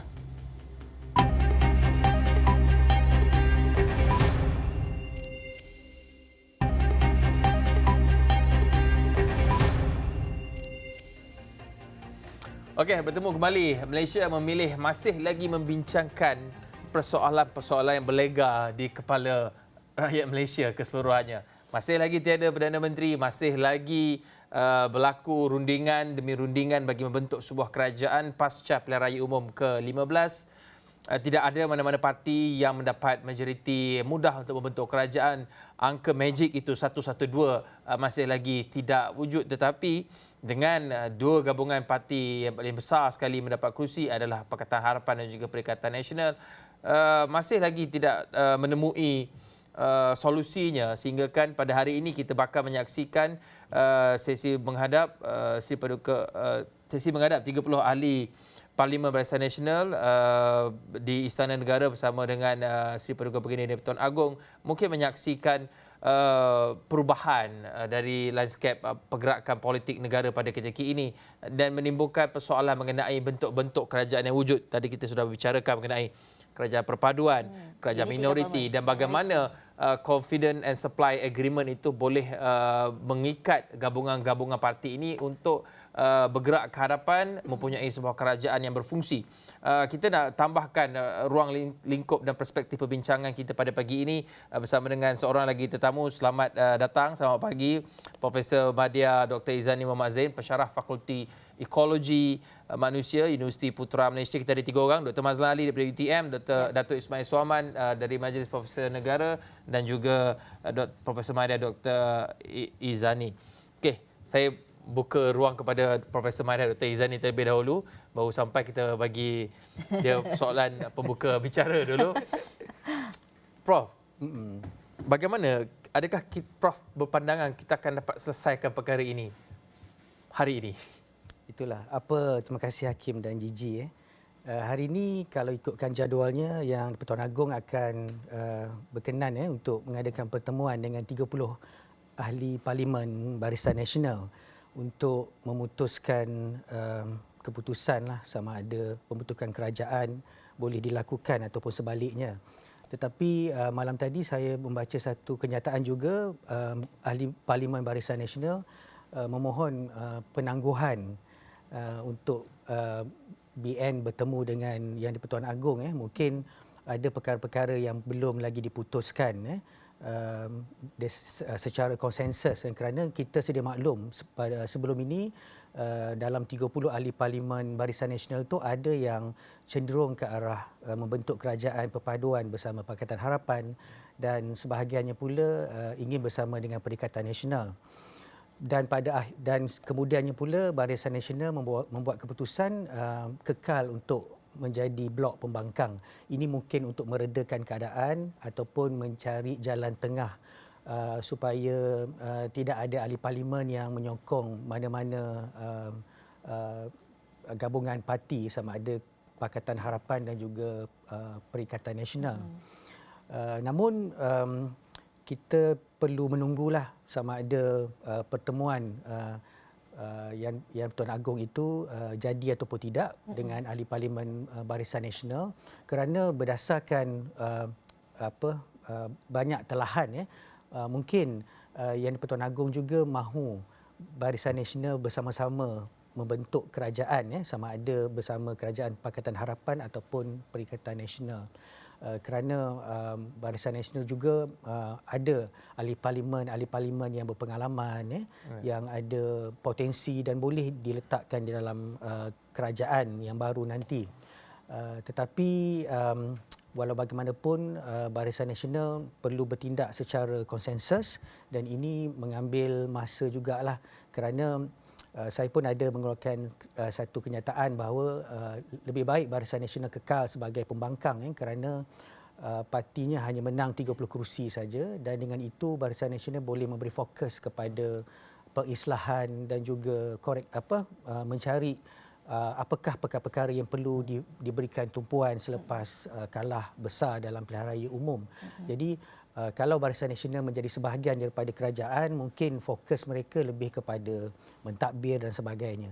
Jadi kepentingan Barisan Nasional dan juga kepentingan yang lebih besar iaitu kepentingan negara sudah tentu akan menjadi polemik lah, sama ada Barisan Nasional akur dengan apa jua kemahuan ataupun kehendak yang di-Pertuan Agong ataupun mereka mempunyai pendirian yang tegas untuk kekal sebagai blok pembangkang lah. Tapi bagi saya dalam isu ini sebenarnya Pakatan Harapan dan Perikatan Nasional haruslah mencari jalan sepakat, konsensus, kerana mereka adalah gabungan parti yang mendapat kerusi yang paling tinggi.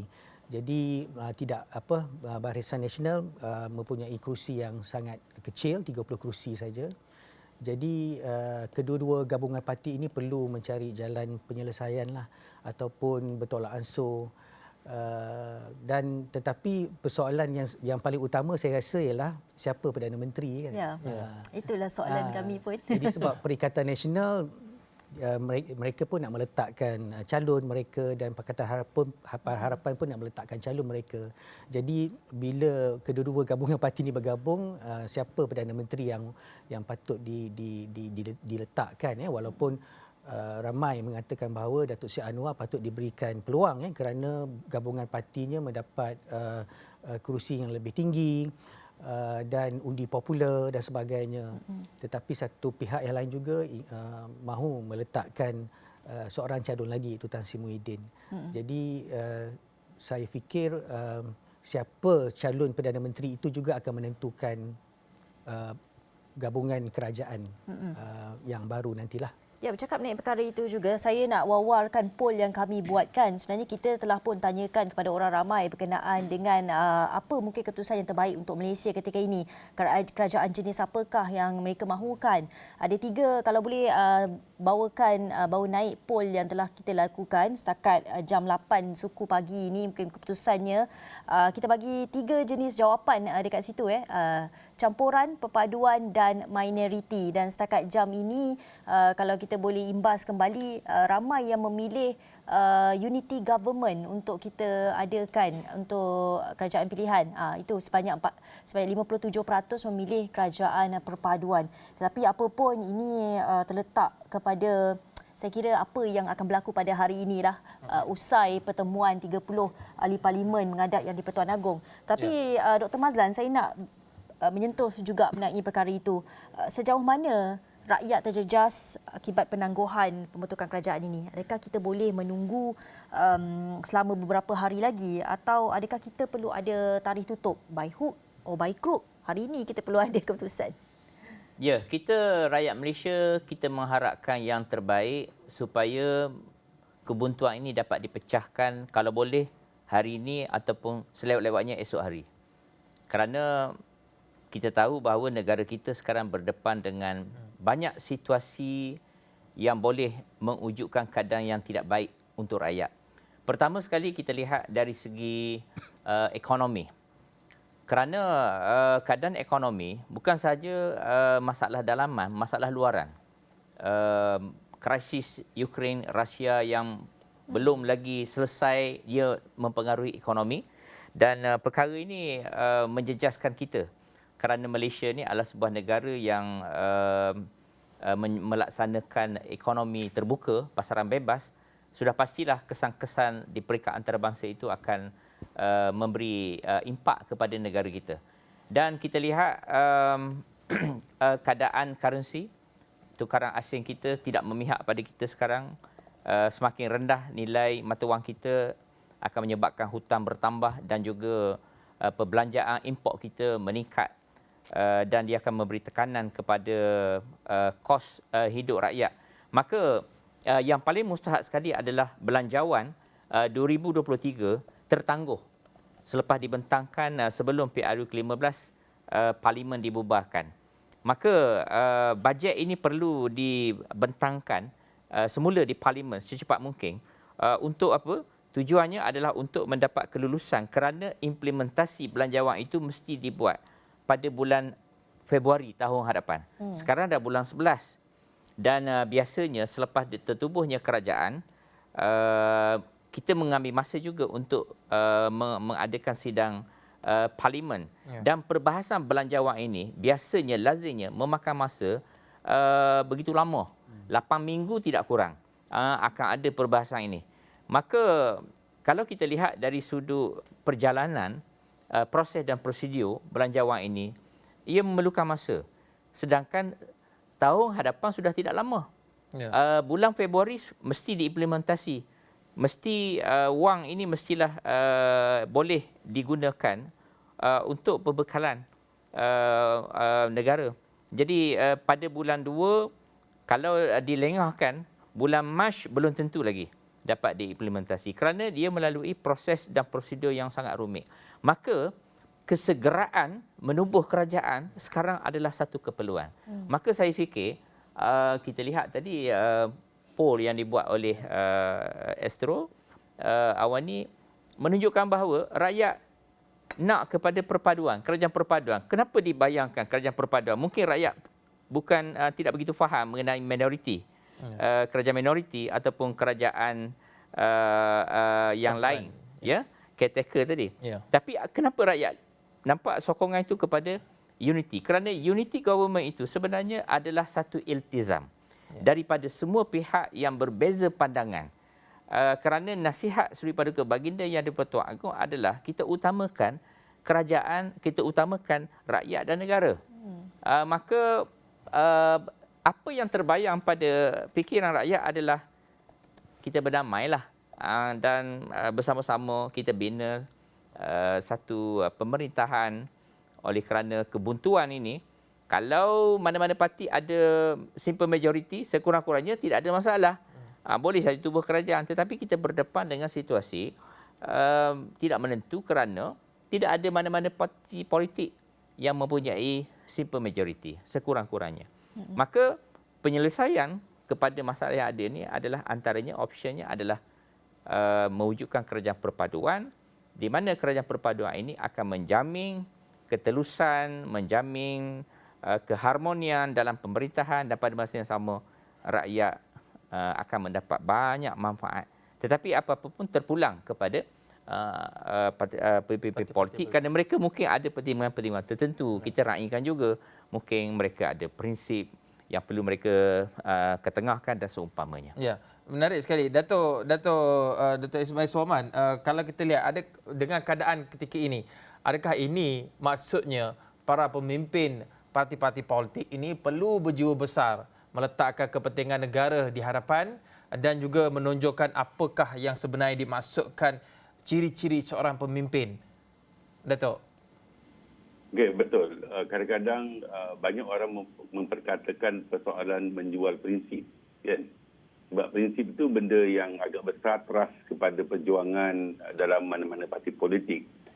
Tetapi sekarang ni kita berhadapan sama ada untuk meletakkan negara lebih utama ataupun prinsip lebih utama.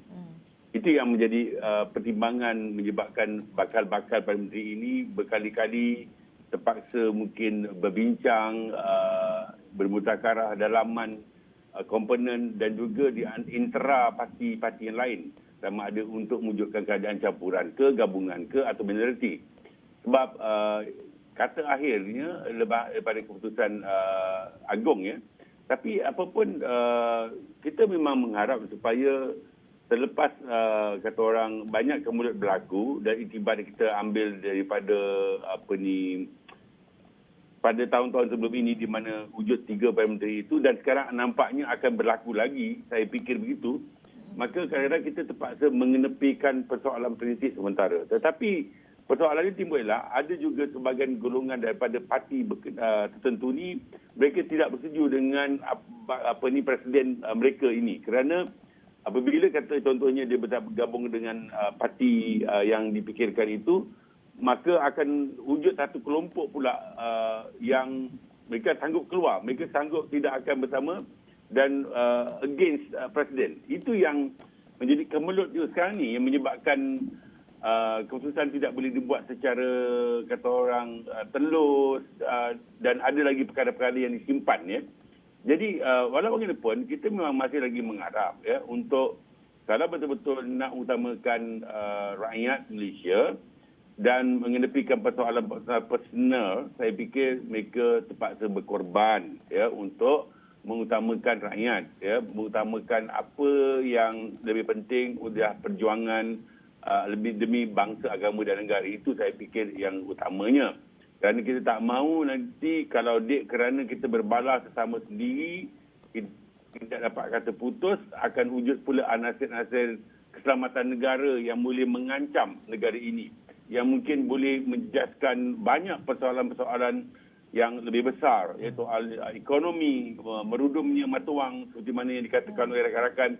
Perkara-perkara ini saya fikir bahawa dia perlu lebih terbuka, lebih kata orang murni untuk dibincangkan dan ya betul untuk tujuan-tujuan. Kerana kita kena fikir dalam semua komponen ini.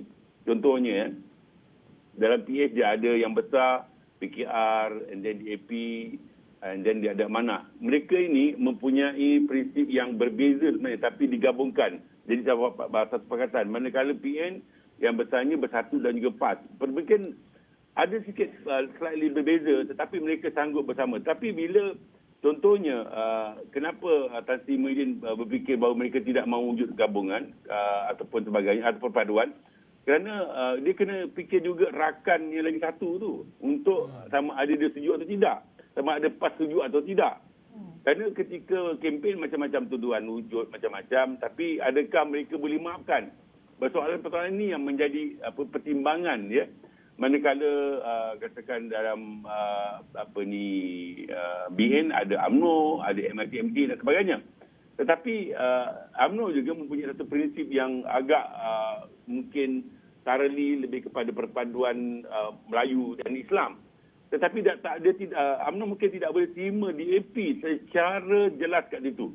Jadi perkara-perkara ini yang banyak menyebabkan pertimbangan itu tidak boleh quote-unquote dijual sebegitu saja. Jadi itu yang saya fikir kenapa mungkin BN meminta kepada belas kasihan ihsan Sri Paduka Baginda Agong untuk mungkin menangguhkan lagi sebab dia mungkin belum jelas belum dapat kata putus yang mana satu yang dia nak ikut, sama ada gabungan, perpaduan ataupun minoriti. Dan saya fikir bahawa kalau setakat dalam minggu ni lagi saya rasa okey lagi, insya-Allah ya, rakyat Malaysia ni yang ada tata sila dan faham ya, dan pihak daripada MKN pun dah berikan beberapa pendekatan untuk menjaga keselamatan. It's okey, polis pun dah jaga semua. Tapi kita tak mahu nanti bila diwujud satu kerajaan yang mungkin belum quote-unquote masak berfikir ataupun kata putus itu menyebabkan nanti bila ada kerajaan dia akan tidak stabil juga akhirnya. Dia akan wujud lagi unsur-unsur dalaman parti, sesama parti yang akhirnya akan berlaku langkah seterusnya. Dulu kita pernah dengar langkah Sheraton kan? Yeah. Kita takut ada langkah hotel mana pula lepas ni. Jadi, this kind of thing yang menyebabkan saya rasa mengambil masa sikitlah. Ya, mengambil masa. Bukan persoalan prinsip saja, tapi banyak perkara yang perlu dipikirkan.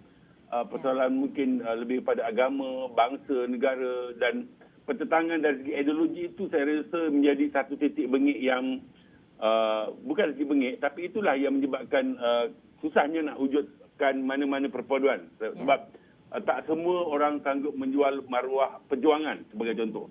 Itu yang dilaung-laungkan oleh banyak parti-parti politik ya yang mahukan supaya mereka kekal dengan perjuangan dan tidak mahu lagi ada kata orang terpaksa jual perjuangan itu sebab rakyat kadang-kadang boleh berkata demi kuasa adakah kau sanggup menjual perjuangan ini. Itu di antara perkara yang perlu juga dipikirkan ya. It's not that easy untuk kata orang semudah itu kita just demi kuasa nak bersama. Tapi apapun, saya fikir bahawa kata putus itu memang datang pada Agong tetapi kerjasama daripada parti-parti politik ini akan menentukan yang terbaik. Dan betul, saya harap kalau boleh dalam tempoh seminggu ini perlu ada Perdana Menteri dan juga Kabinet untuk demi negara yang kita sayangi ini. Okey. Dr. Izani, bagaimana? Sebab antara maruah perjuangan dan juga mengutamakan rakyat itu. Mengutamakan negara ataupun nak menjaga hati penyokong-penyokong. Ya, saya bersetuju dengan pandangan Datuk Ismail tadi kerana setiap parti ada prinsip perjuangan dan sekiranya kerjasama ataupun pembentukan kerajaan perpaduan ini berlaku, persoalannya bagaimana parti-parti ini hendak menjelaskan kepada akar umbi kerana sebelum pilihan raya memang sudah ada satu prinsip ataupun satu pandangan yang tegas. Contohnya UMNO dalam Perhimpunan Agung telah memutuskan no UNOA or no DAP. Jadi ini satu perkara yang sangat menarik. Tetapi pada masa yang sama saya juga nak menarik perhatian sebelum semasa kempen pilihan raya kita dapat melihat setiap parti politik berkempen secara populis. Mereka nak mendapatkan sokongan undi. Soal perjuangan tu langsung tidak disebut kerana mereka banyak bercakap soal tawaran-tawaran ataupun nak menjatuhkan pihak lawan dan sebagainya. Tetapi ketika nak membentuk kerajaan ini kita dapat melihat seolah-olah macam faktor ideologi itu timbul. Soal ideologi matlamat perjuangan itu timbul kerana nak membentuk kerajaan. Dan walaupun sebelum ini kita banyak pihak, setiap parti kata tak apa, kita bergerak solo, kemudian kita boleh bekerjasama selepas pilihan raya, tetapi ia suatu yang bukan mudahlah seperti yang disebutkan kerana selepas pilihan raya nak membentuk kerajaan lagi payah kerana mereka tidak bersama sewaktu pilihan raya. Kenapa kerjasama politik mudah berlaku sebelum ini? Kerana pakatan pilihan raya itu berlaku sebelum pilihan raya. Jadi mereka sudah menyelesaikan isu-isu tuntutan parti politik. Mereka memberi fokus kepada apa dasar bersama. Dan bila menang, kerajaan yang hendak dibentuk itu perlu memberi fokus kepada dasar bersama berbanding perjuangan asal parti-parti politik. Tetapi apabila kerjasama politik itu dibuat selepas pilihan raya hanya untuk membentuk kerajaan, maka inilah masalah yang timbul kerana setiap parti ada prinsip perjuangan. Tetapi apabila hendak bekerjasama, apakah dasar-dasar bersama yang boleh menyatukan semua kehendak dan juga matlamat parti-parti perjuangan. Tetapi saya juga melihat kalaulah kerajaan perpaduan ini boleh diwujudkan antara PH dan PN, saya akan dapat melihat setiap parti akan menyederhanakan tuntutan perjuangan masing-masing. Contohnya DAP, apabila wujudnya kerajaan perpaduan, mereka perlu bekerjasama dengan PAS dan Bersatu. Mungkin DAP perlu tone down tuntutan-tuntutan ataupun perjuangan mereka yang sebelum ini. Mereka tidak bolehlah bertindak, bersikap semasa mereka menjadi parti pemerintah dalam kerajaan Pakatan Harapan. Begitu juga dengan PAS. Bila PAS menjadi sebahagian daripada kerajaan, PAS boleh menyederhanakan tuntutan kerana ramai juga yang mengatakan bahawa bila PAS dah menang 49 kursi yang paling besar dalam sejarah pilihan raya kali ini, maka ramai yang khawatir bila PAS dah kuat dalam kerajaan, adakah Islamisasi akan berlaku, adakah ia akan menekan bukan Islam dan sebagainya. Dan ini memang timbul dalam banyak perbualan di luar sana, terutamanya mereka yang bukan Islam. Jadi soal prinsip ini memang satu perkara yang sangat penting kerana setiap parti ada prinsip mereka, ada arah perjuangan mereka. Jadi cuma kita berharap dengan kalaulah ada kerajaan perpaduan ini, maka setiap parti perlu lebih sederhana, sentrik, lebih kepada sentral, kerana ia akan memberi banyak kebaikan daripada setiap parti menuntut hak dan tuntutan masing-masing. Jadi saya kira soal prinsip satu perkara, soal pendekatan satu perkara kan. PAS dulu pernah bercakap, pernah menyuarakan tentang negara Islam dan sebagainya. Tetapi PAS juga pernah bekerjasama dengan DAP dalam Barisan Alternatif, dalam Pakatan Rakyat kan. Maksudnya prinsip satu hal tetapi pendekatan, strategi. Kerana prinsip bagi saya setiap parti masing-masing ada prinsip kan. Tetapi yang akan menjadi tumpuan ialah strategi. Strategi itu mungkin boleh berubah. Mungkin boleh berkawan masa ini, mungkin pada masa akan datang boleh tidak berkawan dan sebagainya. Saya banyak buat kajian tentang PAS contohnya.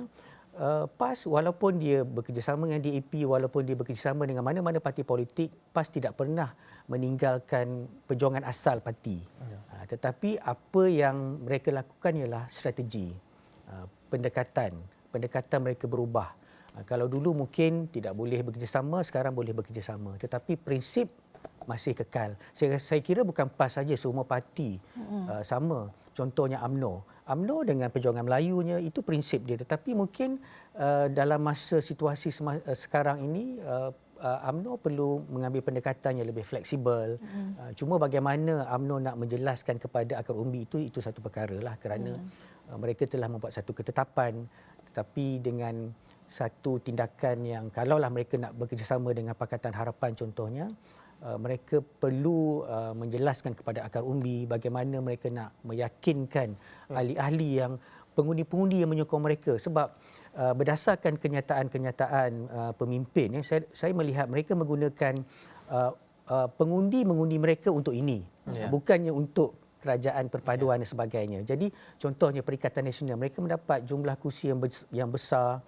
Pengundi Melayu menyokong mereka. Mereka mengatakan pengundi Melayu menyokong mereka bukan untuk kerajaan perpaduan, tetapi kerajaan sendiri yang berteraskan kerajaan Melayu Islam. Jadi ini dilema yang dihadapilah oleh kita semua sekarang ini. Saya kira pengundi Malaysia juga sudah bijak dah tahu pengharapan, expectation mereka. Maybe mereka boleh melowerkan expectation apabila mereka memilih. Tapi bukan bermakna kita tidak boleh menuntut accountability dan transparansi juga takbir urus yang cemerlang. Itu satu perkara berbeza. Kita dah masa sama. Kita baru dapat satu kenyataan terbaru daripada Suruhanjaya Pilihan Raya Malaysia SPR berkenaan dengan pemakluman Hari Penamaan Calon Pilihan Raya Umum ke-15 bahagian Pilihan Raya Parlimen P017 Padang Serai dan Dewan Negeri N42 Tioman Pahang. Di mana kita dimaklumkan oleh pihak SPR 24 November ni esok tau sebenarnya. 24 November Hari Penamaan Calon bagi Parlimen Padang Serai dan juga Dun Tioman, di mana ia akan bermula jam 9 pagi sehingga jam 10 pagi di dua lokasi. Untuk Parlimen Padang Serai di Dewan Kompleks Sukan Kulim High Tech, di Rompin pula di Dewan Jubli Perak Sultan Haji Ahmad Shah. Macam biasa kena bawa pencadang, calon penyokong ataupun mana-mana dua daripada mereka ataupun mana-mana seorang daripada mereka perlu hadir. Calon-calon yang telah disahkan nama sebelum ini kita ingat pada 5 November lepas juga dikehendaki hadir. Maksudnya calon-calon yang sebelum ini dah hantar nama semasa nak bersekali dengan PRU 15 pun kena hadir. Yang baru nak bertanding pada kali ini, pada hari esok pun mungkin ada yang tewas pada DUN ataupun Parlimen, nak mencuba nasib di Padang Serai, nak mewakili suara Padang Serai ataupun nak pergi ke Dewan Rakyat ataupun ke sidang DUN, perlu juga hadir.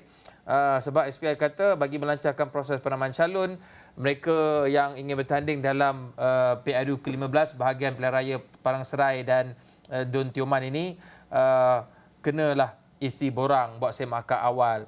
Saya kira ini yang lain semua adalah prosedur ataupun SOP seperti biasa. Yang baru adalah mereka yang nak masuk calon-calon sebelum ini bagi DUN Padang Serai dan DUN Tioman juga dikehendaki hadir bersekali dengan calon-calon yang baru nak menawarkan diri pada pilihan raya kecil sebenarnya, PRK, maaf. Padang Serai, Kematian Calon Pakatan Harapan penyandangnya, Ann Karupaya, dan juga DUN Tioman juga melibatkan kematian penyandangnya. Ini satu perkara yang baru, sangat menarik untuk kita perhatikan di sini. Tapi apapun hari penamaan calon untuk dua tempat ini 24 November esok.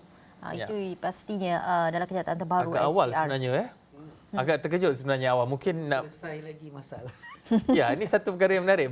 Kita belum ada kerajaan, tapi mungkinkah ini untuk memastikan semua kerusi itu terisi oleh wakil-wakil. Jadi suara siapa yang menyokong siapa untuk diangkat sebagai Menteri Besar ataupun Perdana Menteri juga lebih menyeluruh. Sebab di Pahang juga ketika ini masih lagi tergantung keadaannya.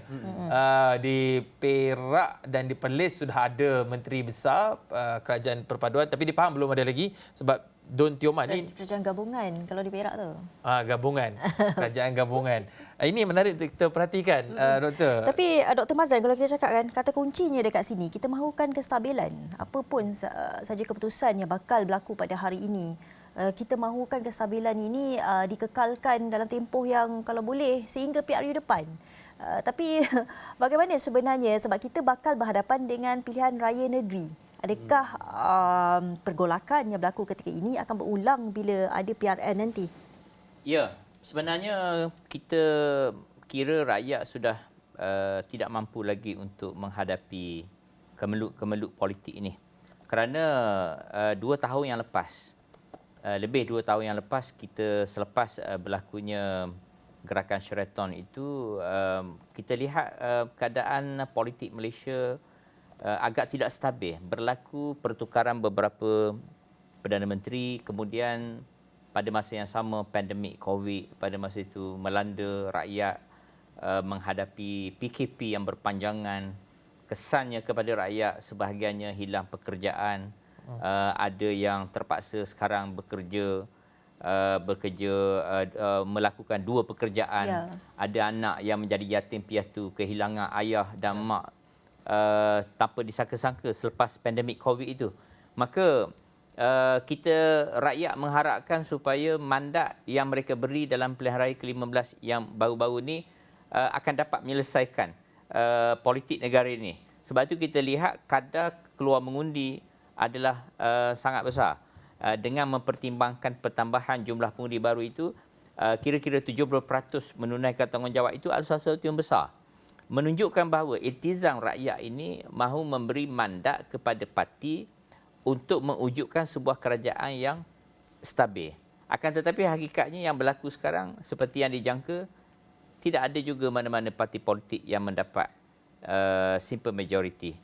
Dan biasanya dalam budaya politik di Malaysia ini yang berlaku di peringkat persekutuan, ia akan berjangkit juga di peringkat negeri. Politik di peringkat pusat ada hubungan dengan politik di peringkat negeri.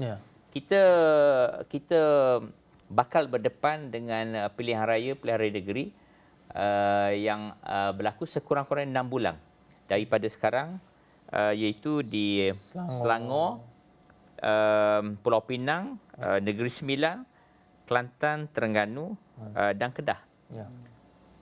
Ini bermaksud bahawa kemeluk politik ini, perkara yang berkait dengan politik ini akan terus menjadi fokus tumpuan.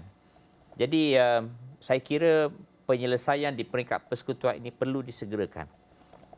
Seperti yang Gigi sebut tadi, kita condong kepada untuk mewujudkan perdamaian. Kita cenderung kepada menyelesaikan masalah yang berlaku sekarang ini, walaupun dengan apa cara sekalipun, sama ada kerajaan perpaduan itu adalah yang terbaik atau sekurang-kurangnya opsi yang ada adalah kerajaan minoriti yang terbukti juga boleh berlangsung, boleh berjalan, beroperasi sebagaimana yang berlaku di negara Kanada sekarang ataupun sekurang-kurangnya contoh kepimpinan Datuk Seri Ismail Sabri dalam sebelum pilihan raya ke-15 yang lalu berlaku persefahaman MOU yang sebenarnya mampu mewujudkan kestabilan kepada negara. Maka kita melihat, kita berdoa dan kita mengharapkan semua pihak, ahli politik dan rakyat dan seumpamanya supaya masing-masing kita mengambil iktibar apa yang berlaku dalam negara ini, walaupun politik ini satu benda yang menarik juga sebenarnya, tetapi ia memberi kesan langsung kepada kehidupan rakyat. Semakin lama ia tergantung begini, ia akan mempengaruhi pelabur-pelabur. Pelabur-pelabur akan melihat adakah politik Malaysia ini bertambah baik ataupun akan kekal begini atau bertambah buruk. Maka itu akan mempengaruhi pertimbangan mereka untuk membuat pelaburan di negara kita. Dan demikian juga pandangan negara-negara serantau dan juga negara lain yang mempunyai hubungan yang baik, mewujudkan hubungan yang baik dengan Malaysia yang berpotensi untuk mengangkat Malaysia. Ya, jelas ada keperluan untuk mewujudkan kerajaan yang stabil. Dan ini pastinya memberikan debaran kepada kita, rakyat Malaysia menyaksikan sampai ada yang anxious, tak boleh nak tinggalkan kerusi ataupun sofa, tengok TV, bangun tidur masih lagi tak tahu siapa Perdana Menteri, siapa kerajaan. Dan pastinya anxious ataupun gemetar itu, keterujaan itu dapat kita saksikan tumpuannya terarah di Istana Negara pada pagi ini atau hari ini. Ini kami bawakan kepada anda visual langsung dari hadapan pintu 2 Istana Negara pada ketika ini, dan kita akan bersama dengan rakan wartawan di lapangan untuk berlintas langsung kalau kita sudah bersedia. Ya. Kita ada belum lagi. Okey, baik. Kita akan bersama dengan mungkin Hasimi, Hilmi Malik. Hilmi Malik di hadapan pintu 2 Istana Negara nak mengetahui adakah mungkin sudah berlaku ada apa-apa pergerakan atau sebagainya. Nampak sibuk pagi ni penuh. Tapi kita jangkakan pada jam 10.30 pagi ini 30 MP daripada BN akan menghadap Yang di-Pertuan Agong. Tapi apa pun baru 8.45 pagi, Hakim, kita pastinya ramai rakan-rakan media sudah pun berkumpul di hadapan Istana Negara. Ini visual langsung yang anda saksikan. Kami akan bawakan perkembangannya dari semasa ke semasa sementara menunggu rakan kita Hilmi bersedia, kan? Ya, tapi tidak mengapa, kami akan teruskan bawakan visual secara langsung ini sementara kita meneruskan sesi perbincangan diskusi kita bersama dengan tetamu-tetamu. Saya nak pergi kepada Prof Madya Dr. Izani. Kalau ini satu momen yang cukup menarik untuk kita perhatikan. Mungkinkah kita berhadapan dengan satu lagi bentuk kerajaan ataupun keadaan politik di mana selama ini apa yang pelajar-pelajar sains politik di Malaysia ini belajar, akhirnya macam berlaku. Sebelum ini mungkin pelajar-pelajar sains politik menggunakan study case di Eropah, di negara-negara lain, tapi kali ini inilah yang dibelajar itu sudah berlaku. Tapi bagaimana kita nak fahamkan masyarakat kita ini? Prof Madya tadi sebutkan undi satu parti ini ataupun satu calon ini kerana tak naklah dengan gabungan ini ada keadaan spesifik tertentu. Tapi bagaimana sebenarnya rakyat Malaysia ni perlu faham, lebih 21 juta pengundi yang berdaftar, walaupun tak semua keluar mengundi, mereka ini sebenarnya mempunyai calon berdasarkan memilih calon secara berperwakilan. Kerana perwakilan itulah akan membuat keputusan di peringkat lebih tinggi. Bagaimana? Betul. Sebenarnya sejak 2 tahun yang lalu demokrasi kita diuji. Demokrasi kita berhadapan dengan satu dinamika yang sangat luar biasa. Kalau sebelum ini demokrasi kita bercakap soal kerajaan majoriti, kerajaan kita ada 2/3 majoriti, kita ada sistem keperbangkangan. Tetapi sejak 2 tahun yang lalu kita dapati demokrasi kita sangat berubah dan diuji. Dulu kita ada konsep Perdana Menteri interim dan sebagainya yang sebelum ini kita tak pernah tahu ataupun kita tak pernah diuji, tetapi itulah demokrasi yang sentiasa mekar dan berkembang.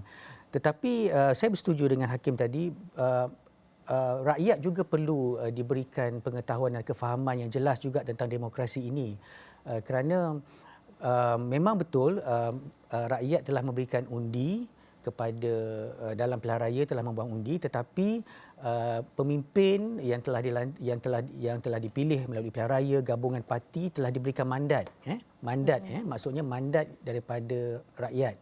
Jadi rakyat seolah-olah sebenarnya telah memberikan mandat kepercayaan kepada gabungan parti untuk menentukan arah tuju selepas itu. Jadi ini yang saya katakan sebenarnya cabaran terbesar dalam sistem demokrasi ialah bagaimana kecaknaan masyarakat kita terhadap sistem demokrasi, apatah lagi dengan ruang cyber yang semakin meluas, kan, masing-masing boleh memberikan pandangan-pandangan yang pelbagai, kan. Jadi ini akan menjadi satu ujian kepada demokrasi kita lah. Dan sejak 2 tahun lalu kita dapat melihat ini adalah seperti rutin dalam demokrasi kita selepas berlakunya perubahan, adanya pertemuan-pertemuan dengan Yang di-Pertuan Agong dengan ahli-ahli politik.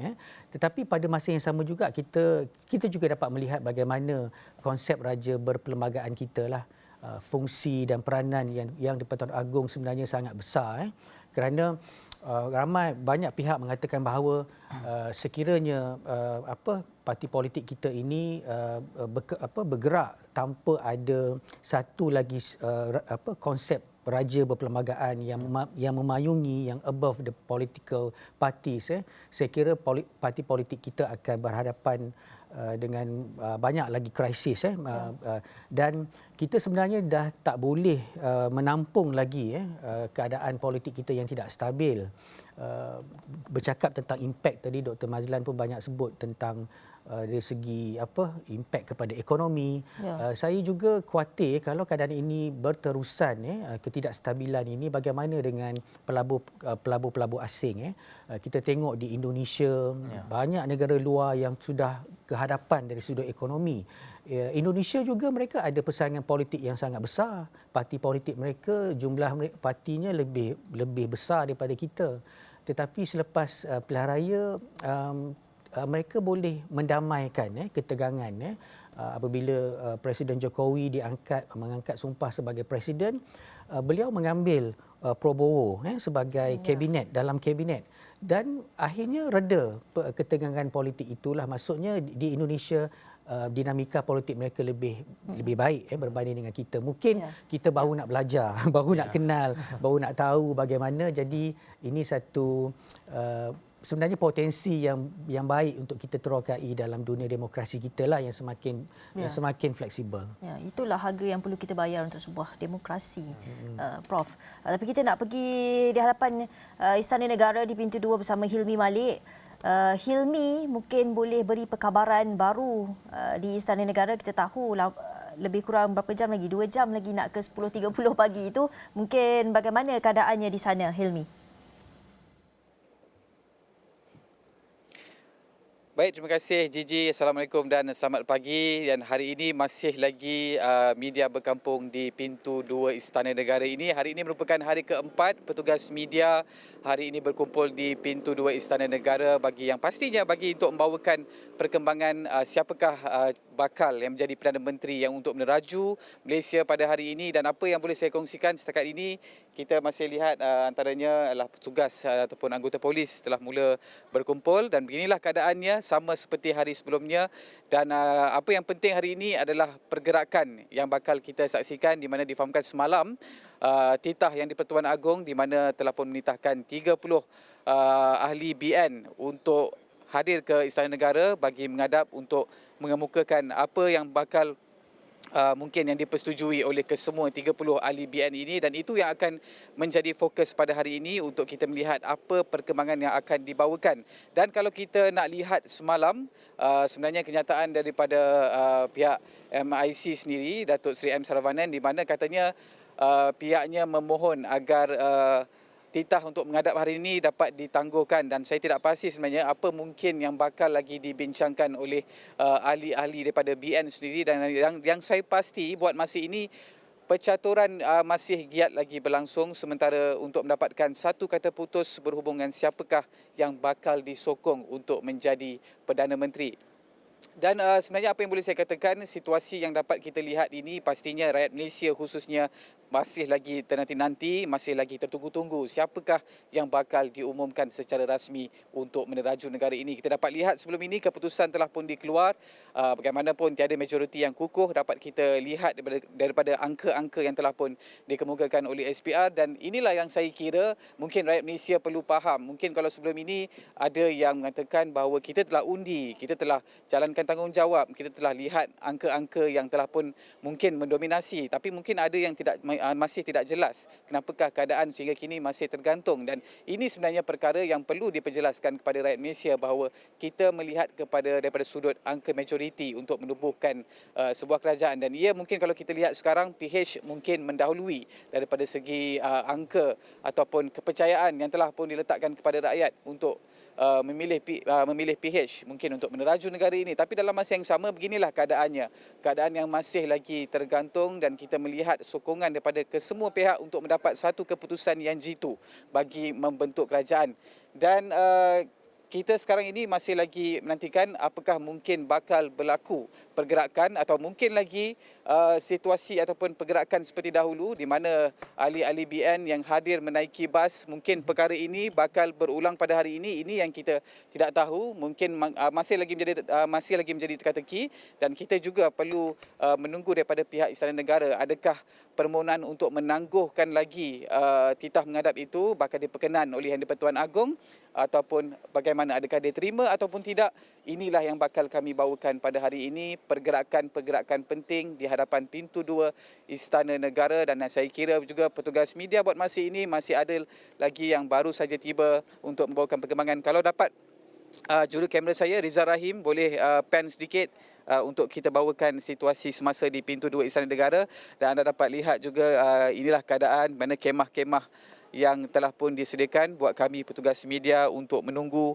Walaupun keadaan boleh saya kira agak lecak sebenarnya di sini, tapi saya yakin petugas media pada hari ini pastinya semuanya sungguh komited untuk membawakan perkembangan semasa berhubung dengan apa keputusan yang bakal dibuat pada hari ini. Kita masih lagi menantikan apakah jawapannya pada hari ini. Adakah ia bakal dimuktamadkan hari ini atau mungkin ada lagi esok atau mungkin ada lagi lusa?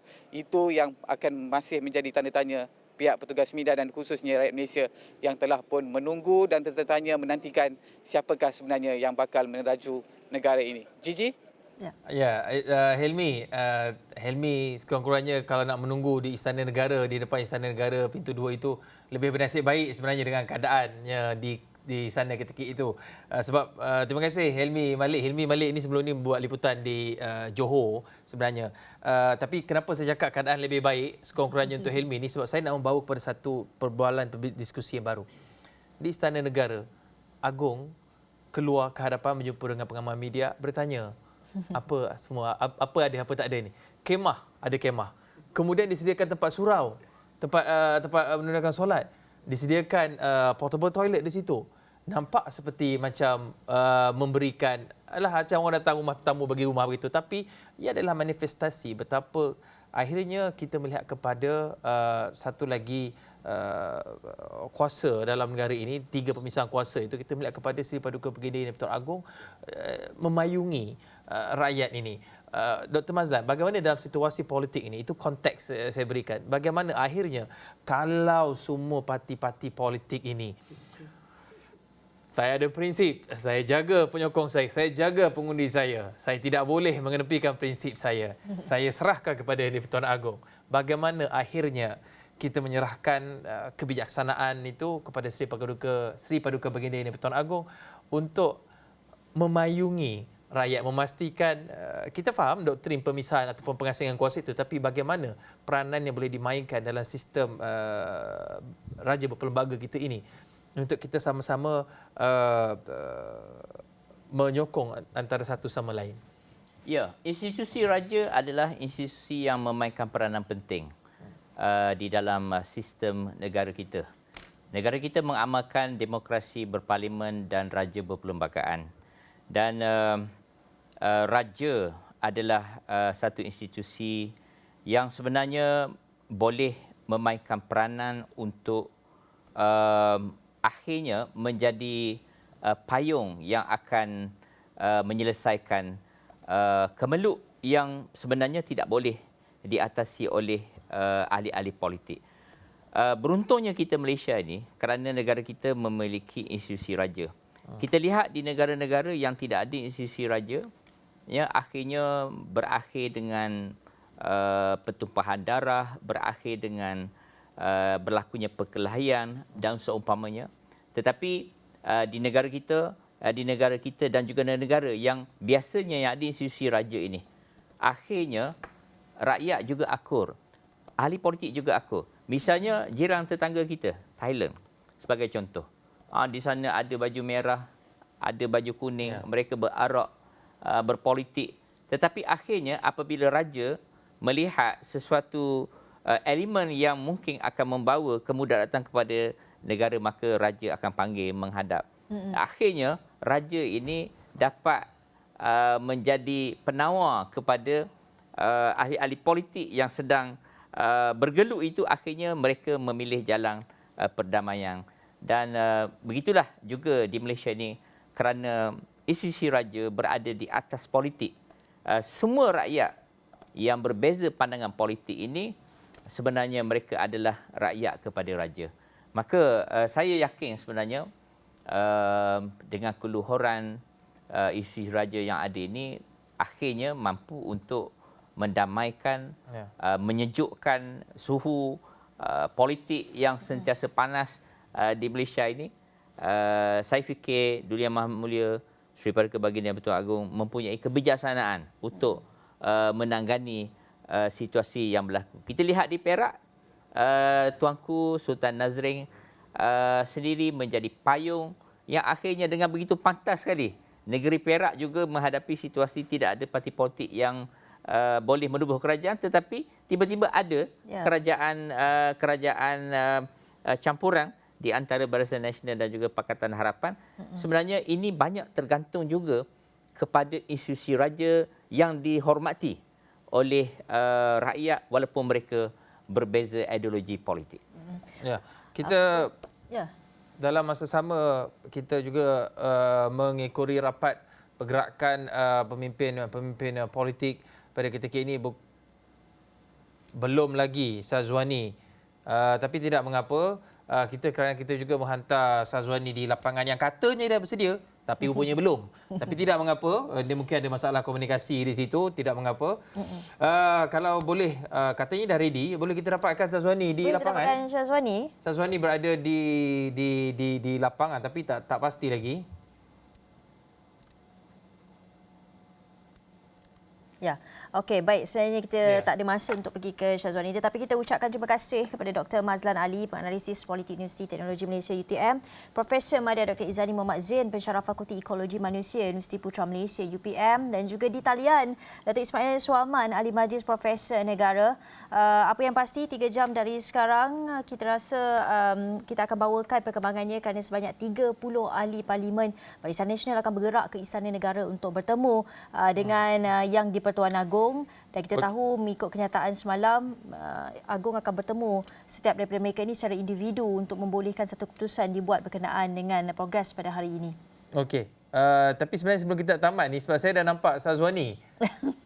Syazwani boleh dengar. Nampak dengar-dengar dua perkara berbeza. Syazwani, anda di mana? Kalau boleh berikan mungkin apa perkembangannya di sana? Okey, Gigi dan juga Hakim, saya kini berada di hadapan kediaman Tan Sri Muhyiddin Yassin. Pada pagi ini saya bersama dengan juru kamera Airul. Kami bersedia di sini untuk membawakan perkembangan sekiranya ada apa-apa pergerakan yang akan berlaku. Tetapi setakat pagi ini sudah ada beberapa petugas media yang bersedia untuk membawakan liputan berkenaan dengan mungkin perjalanan yang dapat kita jangkakan akan berlaku di hadapan kediaman Tan Sri Muhyiddin Yassin di Bukit Damansara ini. Itu perkembangan awal yang dapat saya kongsikan lah. Tapi kalau saya nak recap sedikit, kita tahu semalam selepas Tan Sri Muhyiddin Yassin dan juga Datuk Seri Anwar Ibrahim menghadap Yang di-Pertuan Agong, masih belum ada lagi keputusan siapa yang bakal menjadi Perdana Menteri ke-10 susulan pilihan raya umum ke-15 ini. Tapi susulan daripada itu juga, selepas itu kita tahu Tan Sri Muhyiddin Yassin ada mengadakan satu sidang media di kediaman beliau. Beliau menyatakan bahawa Perikatan Nasional ulang pendirian untuk tidak bekerjasama dengan Pakatan Harapan untuk membentuk sebuah kerajaan, meskipun selepas permintaan Yang di-Pertuan Agong Sultan Abdullah Ru'iyatuddin Al-Mustafa Billah Shah yang memperkenalkan perkara itu yang dikatakan oleh Tan Sri Muhyiddin Yassin dalam satu sidang media semalam selepas beliau selesai menghadap Yang di-Pertuan Agong di Istana Negara, kerana beliau menyatakan bahawa baginda sebenarnya menyatakan bahawa tidak ada satu pun yang mempunyai jumlah bilangan yang mencukupi. Jadi tuanku mencadangkan supaya Perikatan Nasional bekerjasama dengan PH untuk membentuk unity government lah, ataupun kerajaan perpaduan. Tapi pihaknya telah pun berbincang, Perikatan Nasional telah pun berbincang dengan gabungan-gabungan parti politik lain sejak awal untuk tidak bekerjasama dengan Pakatan Harapan itu, pendirian PN sejak awal sehinggalah semalam. Namun atas tujuan apa sekalipun, mereka tetap tidak bersetuju untuk bekerjasama dengan Pakatan Harapan. Dan pada masa sama beliau menjelaskan sebenarnya ini yang menjadi perkara penting juga untuk kita lihat, yang mana beliau menyatakan bahawa beliau telah pun menandatangani dokumen bagi menyatakan sama ada beliau bersetuju untuk bekerjasama dengan PH ataupun tidak. Malah PAS juga bersetuju dengan perkara tersebut, dan dalam sidang media tersebut bersama dengan Presiden PAS Tan Sri Abdul Hadi Awang ketika sidang media itu. Dan Tan Sri Muhyiddin Yassin turut menjelaskan bahawa sejumlah 115 surat akuan berkanun SD telah pun diserahkan secara dalam talian kepada Istana Negara untuk membuktikan Perikatan Nasional PN dengan banyak parti-parti lain dan juga ahli parlimen dari parti lain. Tetapi jelasnya SD itu dikatakan tidak mencukupi atau sebab-sebab yang tidak diketahui. Itu yang dijelaskan oleh Tan Sri Muhyiddin Yassin dalam sidang media beliau semalam selepas selesai menghadap Yang di-Pertuan Agong. Pastinya kami menantikan lagi mungkin ada pergerakan yang akan berlaku pada awal pagi ini, tapi kita difahamkan rakan-rakan media yang sudah pun sampai ke sini sekitar jam 8 pagi tadi masih lagi belum ada major movement yang berlaku awal pagi ini. Mungkin selepas ini kita boleh berlintas langsung juga bersama dengan Ibrahim Sani untuk kita ceritakan lebih lanjut berkenaan dengan apa jangkaan yang akan berlaku hari ini, Hakim dan Gigi. Baik, terima kasih Syazwani. Saya ingat tak sangka Syazwani dah bersedia tadi. Ingatkan Syazwani mendapatkan sarapan terlebih dahulu, tapi tidak mengapa. Syazwani akan terus membawakan liputan dari semasa ke semasa, kerana walaupun saya dan Gigi akan berhenti setakat ini, tetapi liputan Malaysia Memilih ini tak pernah habis sebenarnya selagi kita tidak ada Perdana Menteri yang baru. Dan pastinya ini sangat menarik untuk kita perhatikan. Terima kasih kepada tetamu Dr. Mazlan, Prof. Nazia, Dr. Izani dan Dato' Ismail Suaman dia secara dalam talian tadi. Berkongsi pandangan. Jangan serik datang kerana kita tidak akan berakhir di sini. Selepas ini juga kita nak bersama dengan Ibrahim Sani yang akan menyambung diskusi ini, melihat dari sudut pasaran, ekonomi dan sebagainya. Sebab nak tak nak, selagi kita tidak ada kerajaan yang stabil ini, dia akan memberikan kesan terhadap pasaran. Tadi sudah disentuh secara surface permukaan tadi, tapi kita nak melihat biar orang teknikal, orang bisnes lah yang bercakap mengenai soal keuangan ini lebih arif. Baik, sekian saja Malaysia Memilih. Saya Hakim Rahman. Dan saya Gigi Ahmad. Terima kasih kerana menonton. Kita jumpa lagi.